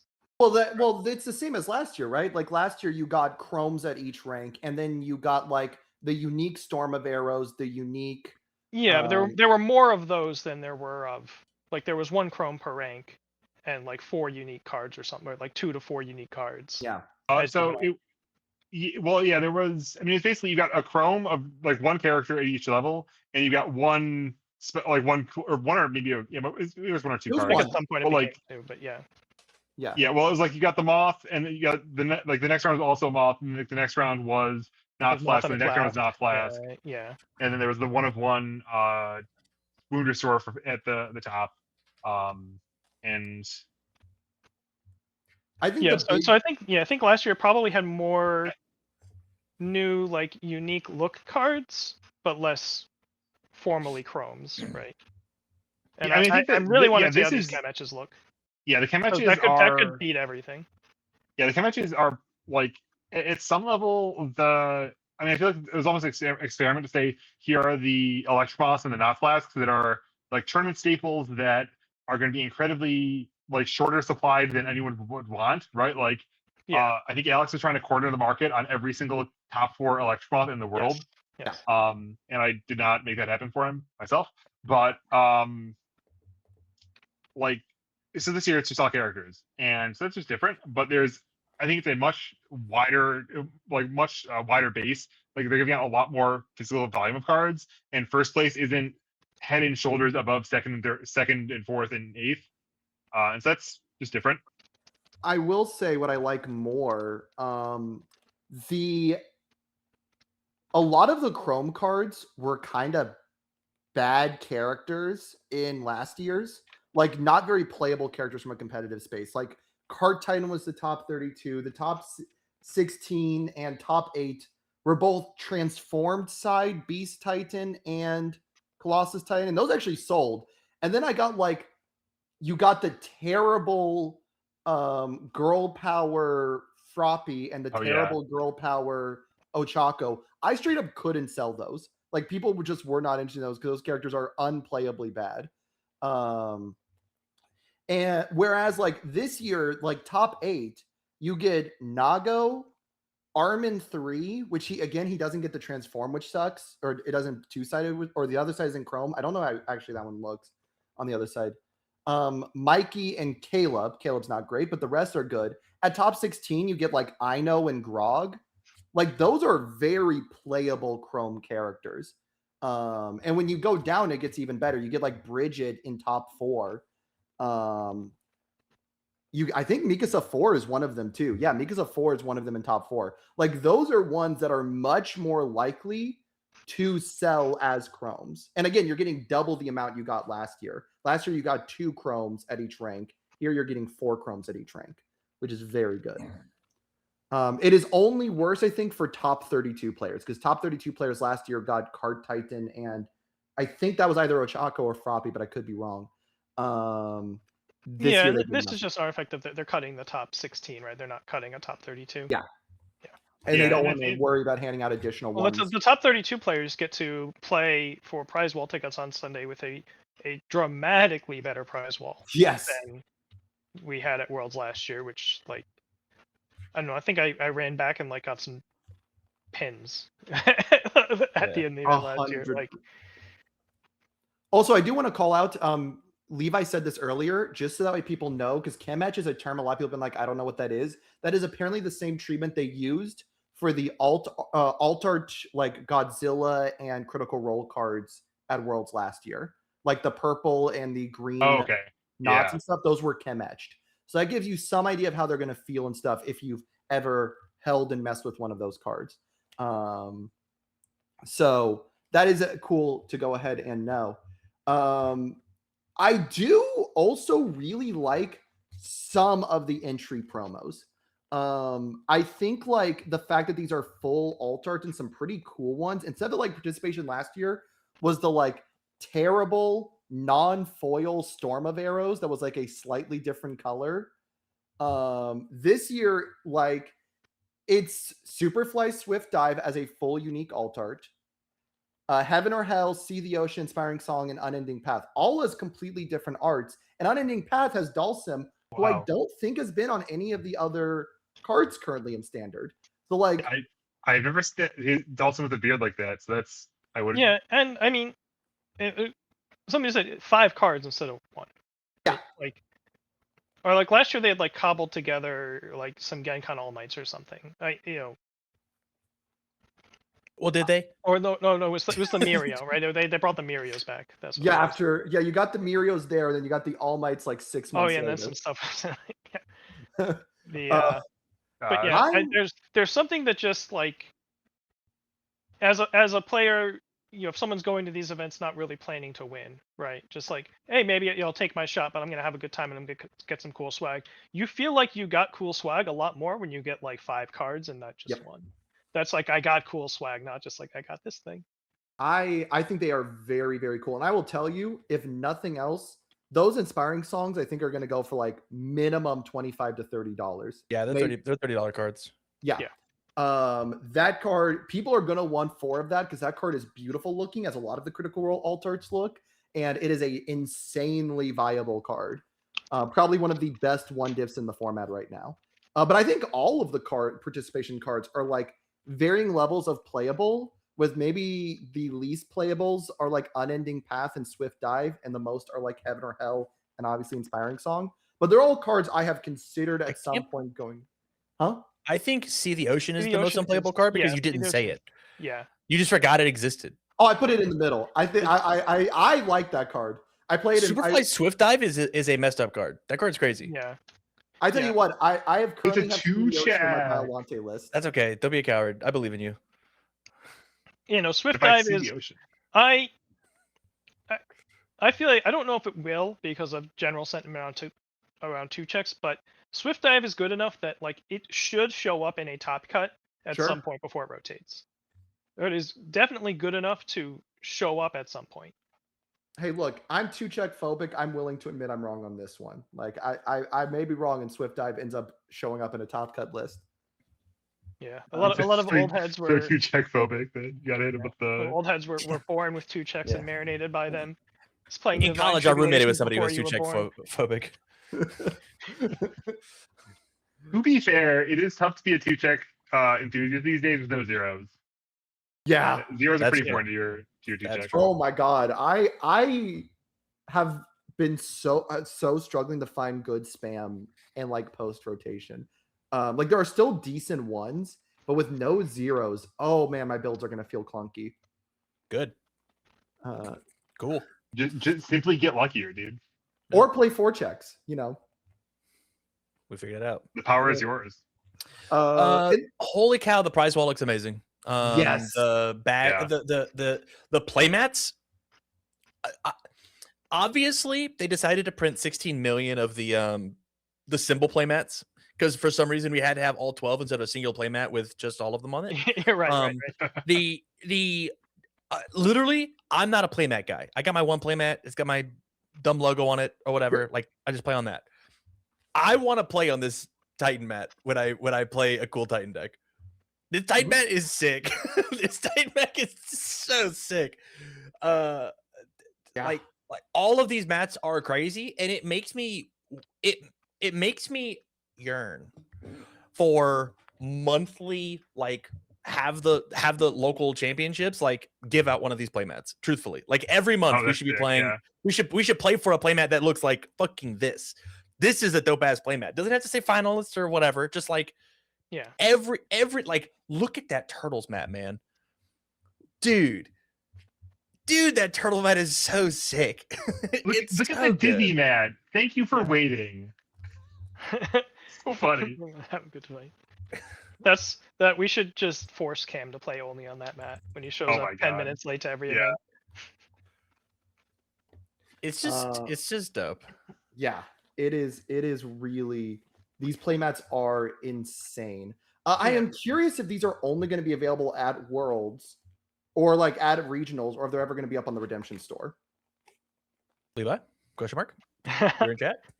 I'm sure Yeah, it will depend on how things go if they all fell out and then Yeah, They'll- I would hope that doing 4 regionals and supposedly for like the 5th year in a row telling us they're really going to try hard to make regionals really cool this time for real, seriously. I hope that like regional prize walls are at least half of this, right? You mean like 2 or 3 distinct new playmats and some distinct promos that are actually only at that regional. Mm-hmm. Let me drink the Kool-Aid. As somebody who at Worlds and all of 2026 gets to be in the cuck chair, and I get to watch all of my friends have fun. As the guy who gets to be that, I have talked a little bit with Levi's, and no spoilies. From everything that he has said to me about what these regionals are going to be and his plans for what regionals are, this is the tip of the iceberg when it comes to like what Worlds is. And he is like, I really truly give a shit. This is my full-time job. I am not being My focus is not being split from Riftbound. I promise that I will make this the best thing that I can possibly do with the budget that I have. Like this is the thing. This is my entire job, and goddamn, I'm gonna swing for the fences. We're gonna go nuts with it. And I'm like, yes, and just the small amount of time that he's had his fingers in in the kitchen for just Worlds. This is a fantastic start. This is a very, very good start for let me save the thing that has been tossed to me, you know? Like this looks good. I will definitely say, like, I've talked to like multiple people of OP over the years, because like one of the cool things being a smaller game is you just end up talking to the heads a lot more easily if you just try to like speak to them. I've grabbed like dinner with multiple of them at some point or another, and the amount of passion I have seen from Levi versus like not just compared to other people, but compared to pretty much anyone I've talked to about games is so crazy.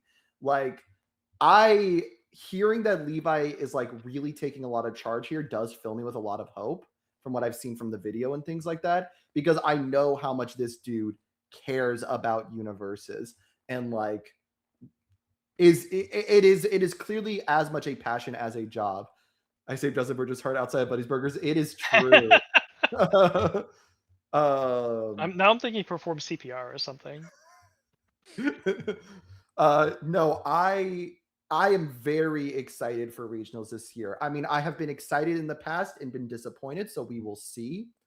But I am very excited for what we're going to see with prize wall and things like that. I also really hope we get more of, and Levi, this is my like shout out as saying this, please do this. The deck boxes they started doing at like Atlanta and Buffalo were really cool with the TMNT deck boxes. And the deck box is like really sick from this year's Worlds. It's not as cool as last year's, but it's more functional because it's a smaller deck box. It's one I can just throw a random deck in instead of feeling like it has to be my main deck. I want more deck boxes on prize walls and as prize support.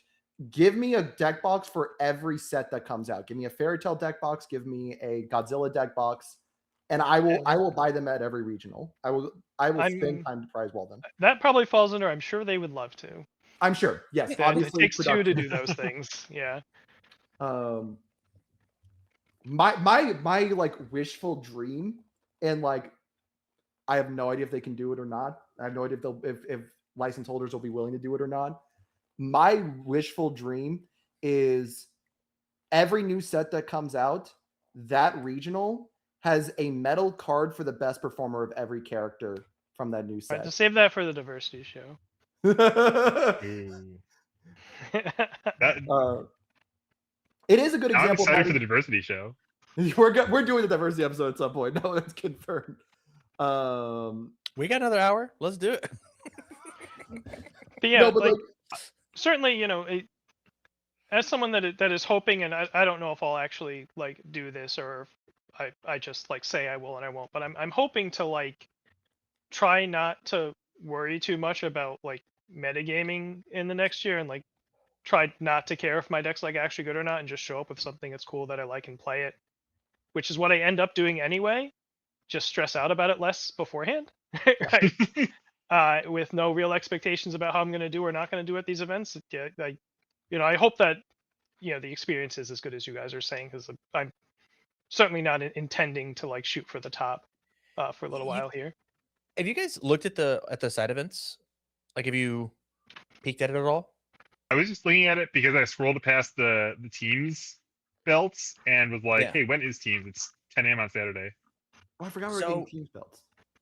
Yeah, so it's sort of I at some point closer to the event, I will look at like what's available on Sunday and decide if there's any of that I want to play in. The only one I need to decide at bare minimum, there's like Godzilla pre-releases, right? Yeah, there's Afternoon Godzilla and Retro at 5:30 every night. And spoilers for everybody at home. I'm the guy running the stream. My goal is to have some sort of Godzilla pre-release on the stream at some point via like lunch or something. something pre-recorded or whatever. And so like at home you'll get a chance to have fun with some Godzilla pre-release as Sure. well. If There- I can swing it. There is a good chance that this Godzilla set is going to be the best limited set they've ever made. Show your work. Because if you look through the characters, there aren't a bunch of them that have a bunch of like hyper specific requirements where a bunch of cards aren't going to work in the characters. Okay. There's a lot of stats going around. I know that they like to object to saying, "Oh, it's this designer did the set," but Jeremy Ray's sets have been the best ones for limited. He pays more attention to it than the other ones do. I think visibly. And power tokens are going to make it. With power tokens running around, there's going to be a lot more potential for decks to like actually kill each other in limited. Yeah. Right. Yeah. So, I have pretty high hopes for Godzilla Limited and what that's going to be like. I think that you mentioned it. The Deadlock Enhance get a power token cards are Yeah, it's probably pretty going to elegant. feel Yeah. so good in limited. As you like tell your opponent either they have to build a board you can beat, or the second their walls are down once, I'm pumping 10 tokens into this and it's getting plus 20 damage. That actually sounds really good from a limited perspective. And I'm trying to think if there's a character that would scare me in limited. Maybe Biolante. Maybe like DR decks are always my first red flag of like, is this going to be a problem in limited? And so like that is the one that immediately comes to mind.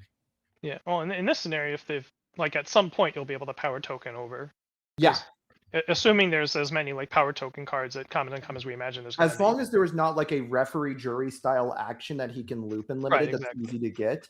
Like that will depend on like the rest of the set. But like in theory, I agree. I think like this could be a really cool limited set.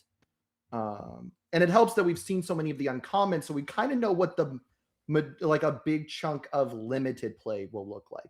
We don't know as much about the URs, but people aren't going to get as many of those. Angerus, I think Angerus is fine in limited. I actually can't think, like I'm trying to think of a character that would scare me, and I don't think there is one. I can't even fathom what the problem with Angerus would be.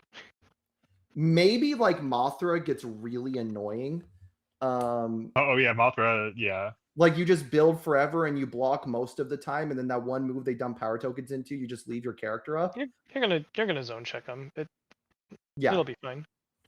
yeah, I don't think there is a character that immediately scares me. I'm excited for it. I think it'll be a fun pre-release event, and it's good when there is not a clear character. Like I think most of the cards will be good and limited. I think that's the thing.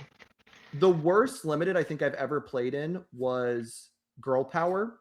I hated Girl Power limited because it felt like I had to pull either, at least every time I went to pre-releases for it.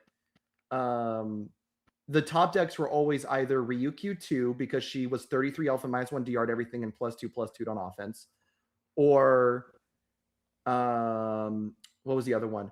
Mount Lady 3 because she just gave something powerful a billion and just killed you. Justin, you can say it. Girls are yucky. Like I don't know why are you defending Okay, like that's true, but it okay. relevant to the point. I think our Ew. experience. I thought the broader experience with that format was that it was run over by women. I never really had an issue with a woman didn't show up at my locals, but maybe Mhm. at others I could definitely see that. Yeah, no, the word. I think the classic example of Damn, that I get the formats joke. League of Don't Villains. worry. Like League of Villains, I didn't say anything. E- I didn't say nothing. probably easily like the most messed up limited format we've had. And I luckily, didn't play League of Villains Limited, but I could see that. yeah, Muscular was there, and a lot of Oh, yeah. common and uncommon attacks did like 3 damage or less. Oh, I wait. remember I liked it at World. We had the special League of Yeah. Villains pre-release, but no one had Muscular in it, so it was okay.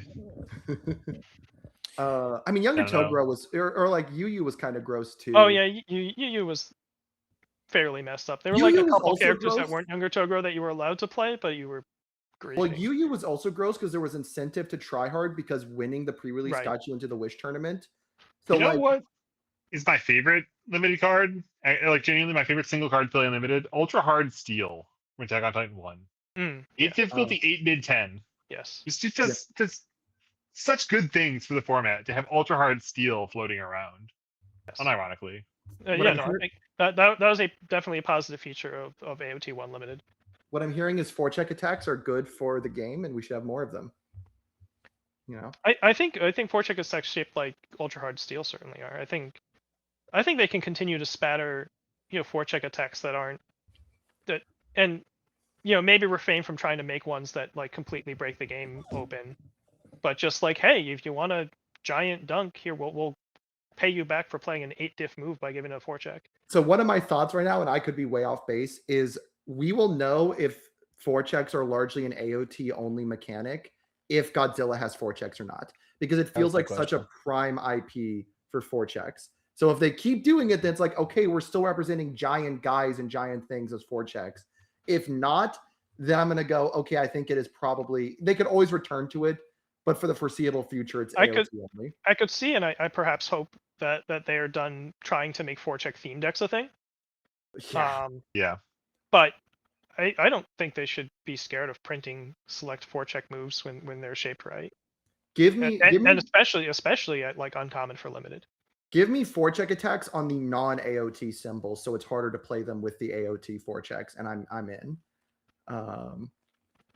But I just want new symbols, man. I changed my mind, guys. Like, you Yeah, now we me want that, 20 that, symbols. that Yeah. 6 is not the correct number, that 12 is not. But like, why is 12 the correct number? wait. I misunderstood you. You would to add new symbols to the game.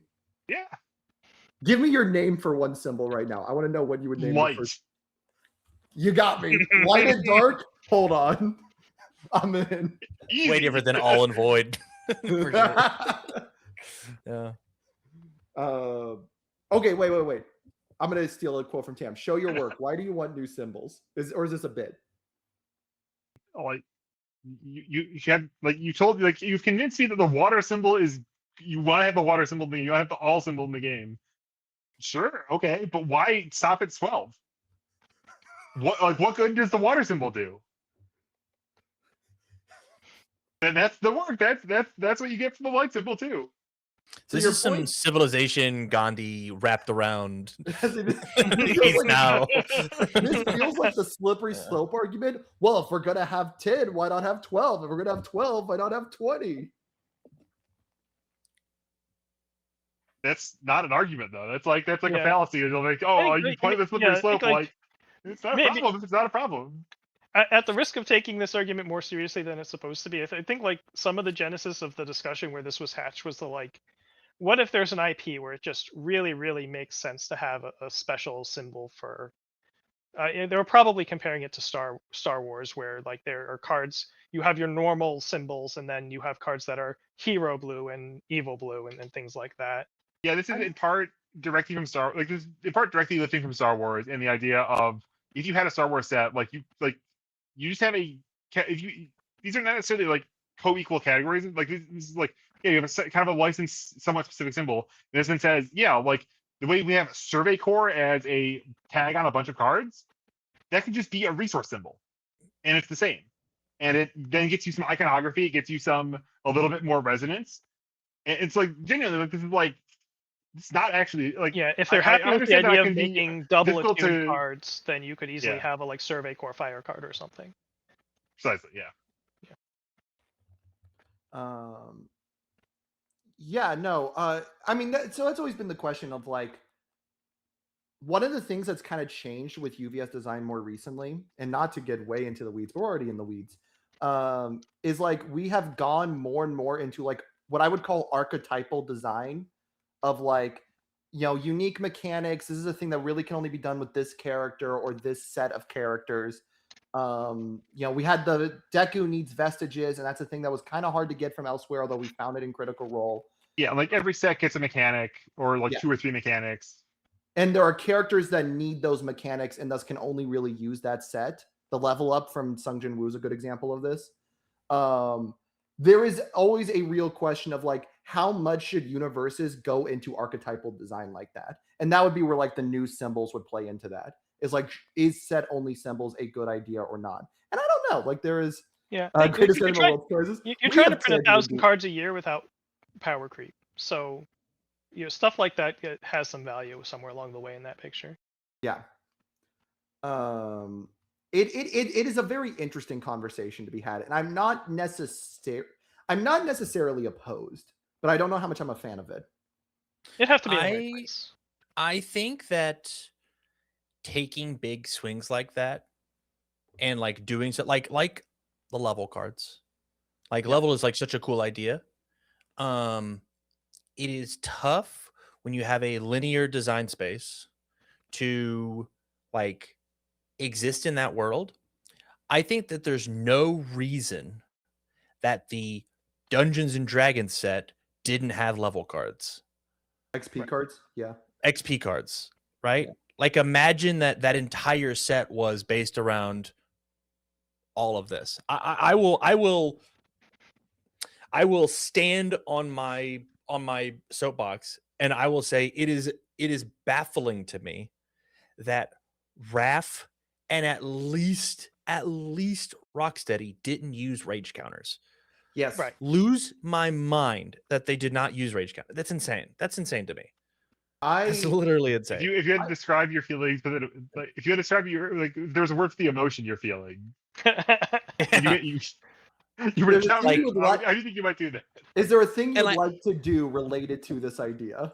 It's just wild to me, but especially because one came after the other, right? We already had this idea, so let's expand upon it, and it just like it shakes both those characters' hands. Is this character gets to use past stuff of the character gets to like the difference between our anime fighting card game and Weisschwartz's anime fighting card game is we're allowed to mix our IPs, and so Yeah. like why not make cards that actively are trying to hold hands and play the game together? And So I think like XP was one thing. Like I heard some people be like, "Oh, well, Critical Role, like technically Exandria is not a D&D. So like XP doesn't make sense from the story of Exandria and the story of Critical Role. That's like a meta thing." And I'm like, "Fine."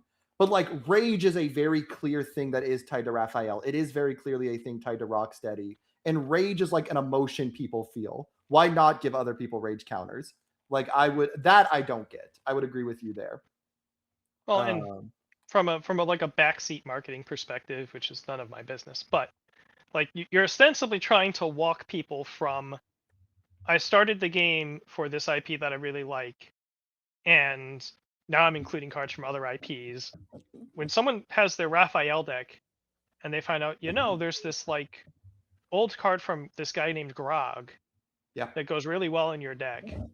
And you don't have to go like buy booster packs of Critical Role, but just like get some of these and slide them in and get used to having, more than just Turtles cards in your decks or whatever, 100%. And it's like because I've tried to talk to new players who are in for one IP about like, hey, your deck would be good with this thing from another IP, and it's like hard to get them into that space when it's more abstract. But if you get to go, you see that word rage counter on Raphael that you're playing, you see the word rage counter on this card, you want this card in this deck.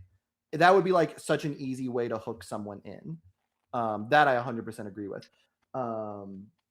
It was why I was like, I always asked with Deku 6, I was always like, would the deck have been that much broken? And maybe this is a bad example because maybe it would be if his thing said ally instead of vestige for his reduced damage to 1 at enhanced speed. I don't know. It tells a much weaker story anyway. To turn around and change it, they did do this with the vestiges in Critical Role. right? Like that's sick. I could discard my Plate of the Dawn Martyr to reduce the damage. That's sick. I blocked with a chess piece. That's dope. We are like, very it lucky. tells that story. We are very lucky that the World of Exandria had a list of equipment that were literally called vestiges in lore. Like a very specific thing where no one would question that they have the vestige thing on them. I don't think that will happen most of the time when you do this. I just think that and obviously like design's like really tough, right? Like Yeah. We are being a and little bit of it's- backseat designers, and we shouldn't. Like it's backseating and it's like thinking right now. Think Right. about how much when repeated Smash came out, how relevant the keyword punch was versus now it's not very playable at all, right? Like you could argue it, but like it's not a $100 card anymore. And so like when they make this idea now and then they look in the future, it's like, okay, but what happens whenever these rage counters rotate?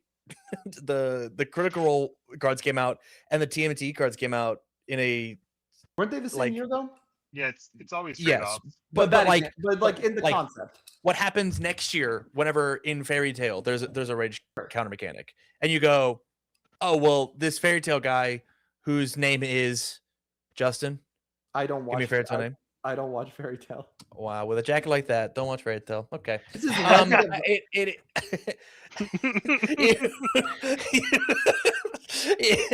like Sad to what get that in happens there. then when rotation when rotation And happens? actually, this sucks. Like I we do have the love World the 3 Championship. people in We have chat like know the answer.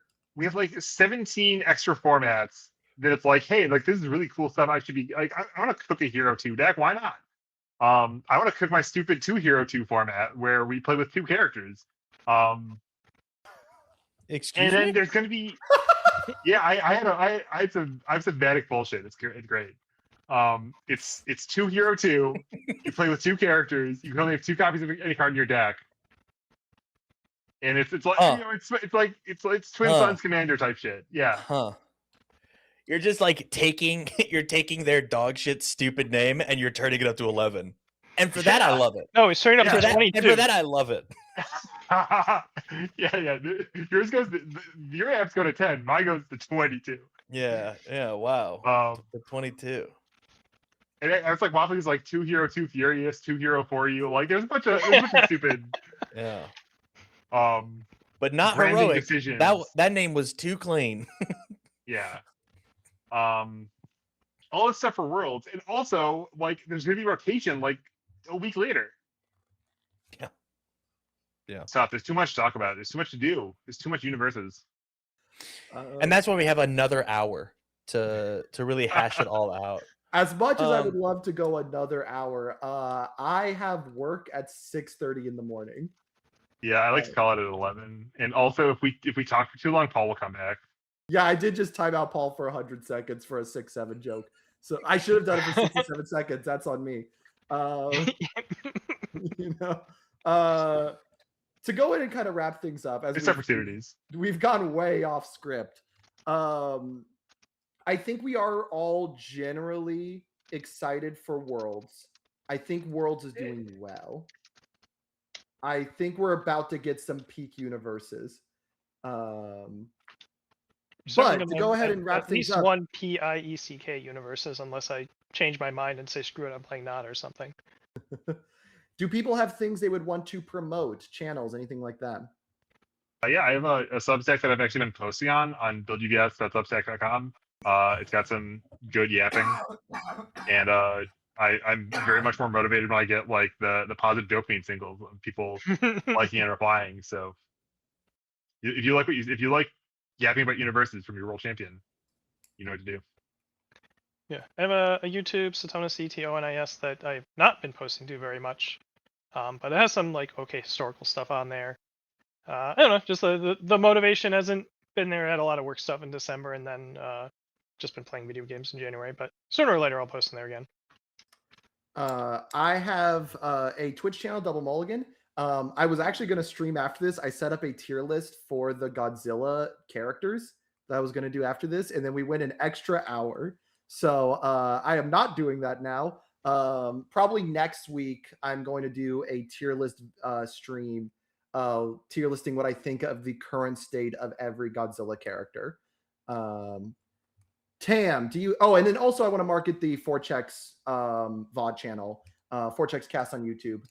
The VOD fear is usually up. If assuming Will did not die at Iron Lung, it'll be up sometime in a couple days. Tam, do you have a channel? He seems to have survived. Yo, what up? I'm William Godby. You can find me over at twitch.tv/DamCardwell and over on YouTube, youtube.com/DamCardwell. But most importantly, I'm going to be running the stream stuff for all of Worlds as well as the regionals next year. If you guys want to give me some light feedback over in my Discord under the main UVS of it would be cool to see this, I'm taking suggestions. I'm building stuff. I think I've got a pretty dope set of coverage, but you know, I don't mind taking everybody's dog shit ideas and scraping through them and being like, this is a good one and using it. And you'll he get did- no credit. It'll be my idea that I thought of Yeah. before you posted. And So he did say light feedback, so you better not be fucking mean to him. You have to be as nice as possible with that feedback. yeah, for sure. It should be Yeah, I'm not. feedback about the light I'm not symbol. playing. Yeah, on the light symbol, correct. Yeah. No more 25-minute be right back screens. My plan is to have less than 10 minutes of be right back. Genuinely, it should be less than 10 minutes. It's such a That good is the goal. KPI. That's the goal. I need to ask Nick if he knows how to program a Twitch bot. I'm gonna create a Twitch bot that times out someone for 67 seconds anytime they make a 6-7 joke. You could just ban the The problem is that people are 6-7. going to like unironically talk about their 67 card deck without intending anything with it. Okay, but that would be very funny to have happen. On the other hand, all right. Is there anybody streaming right now that we can raid to? Tam, are you gonna be streaming? Absolutely not. So I assume Snuggy, given he's talking to us, is not streaming right now. Mm-mm. Snuggy, you have that? You have a 6-7 bot? Snuggy, please DM me the 6-7 bot. Or the rules to get it on Nightbot. I need to know. But let's see if there's anybody good streaming. If not, I'll just send you guys off to someone that I like listening to. Wow, there is no one streaming. Then we're just going to call it here. Thank you guys so much for Thanks, tuning everyone. in. Have a good day, and we will see y'all next week. Okay, bye. Night. Bye.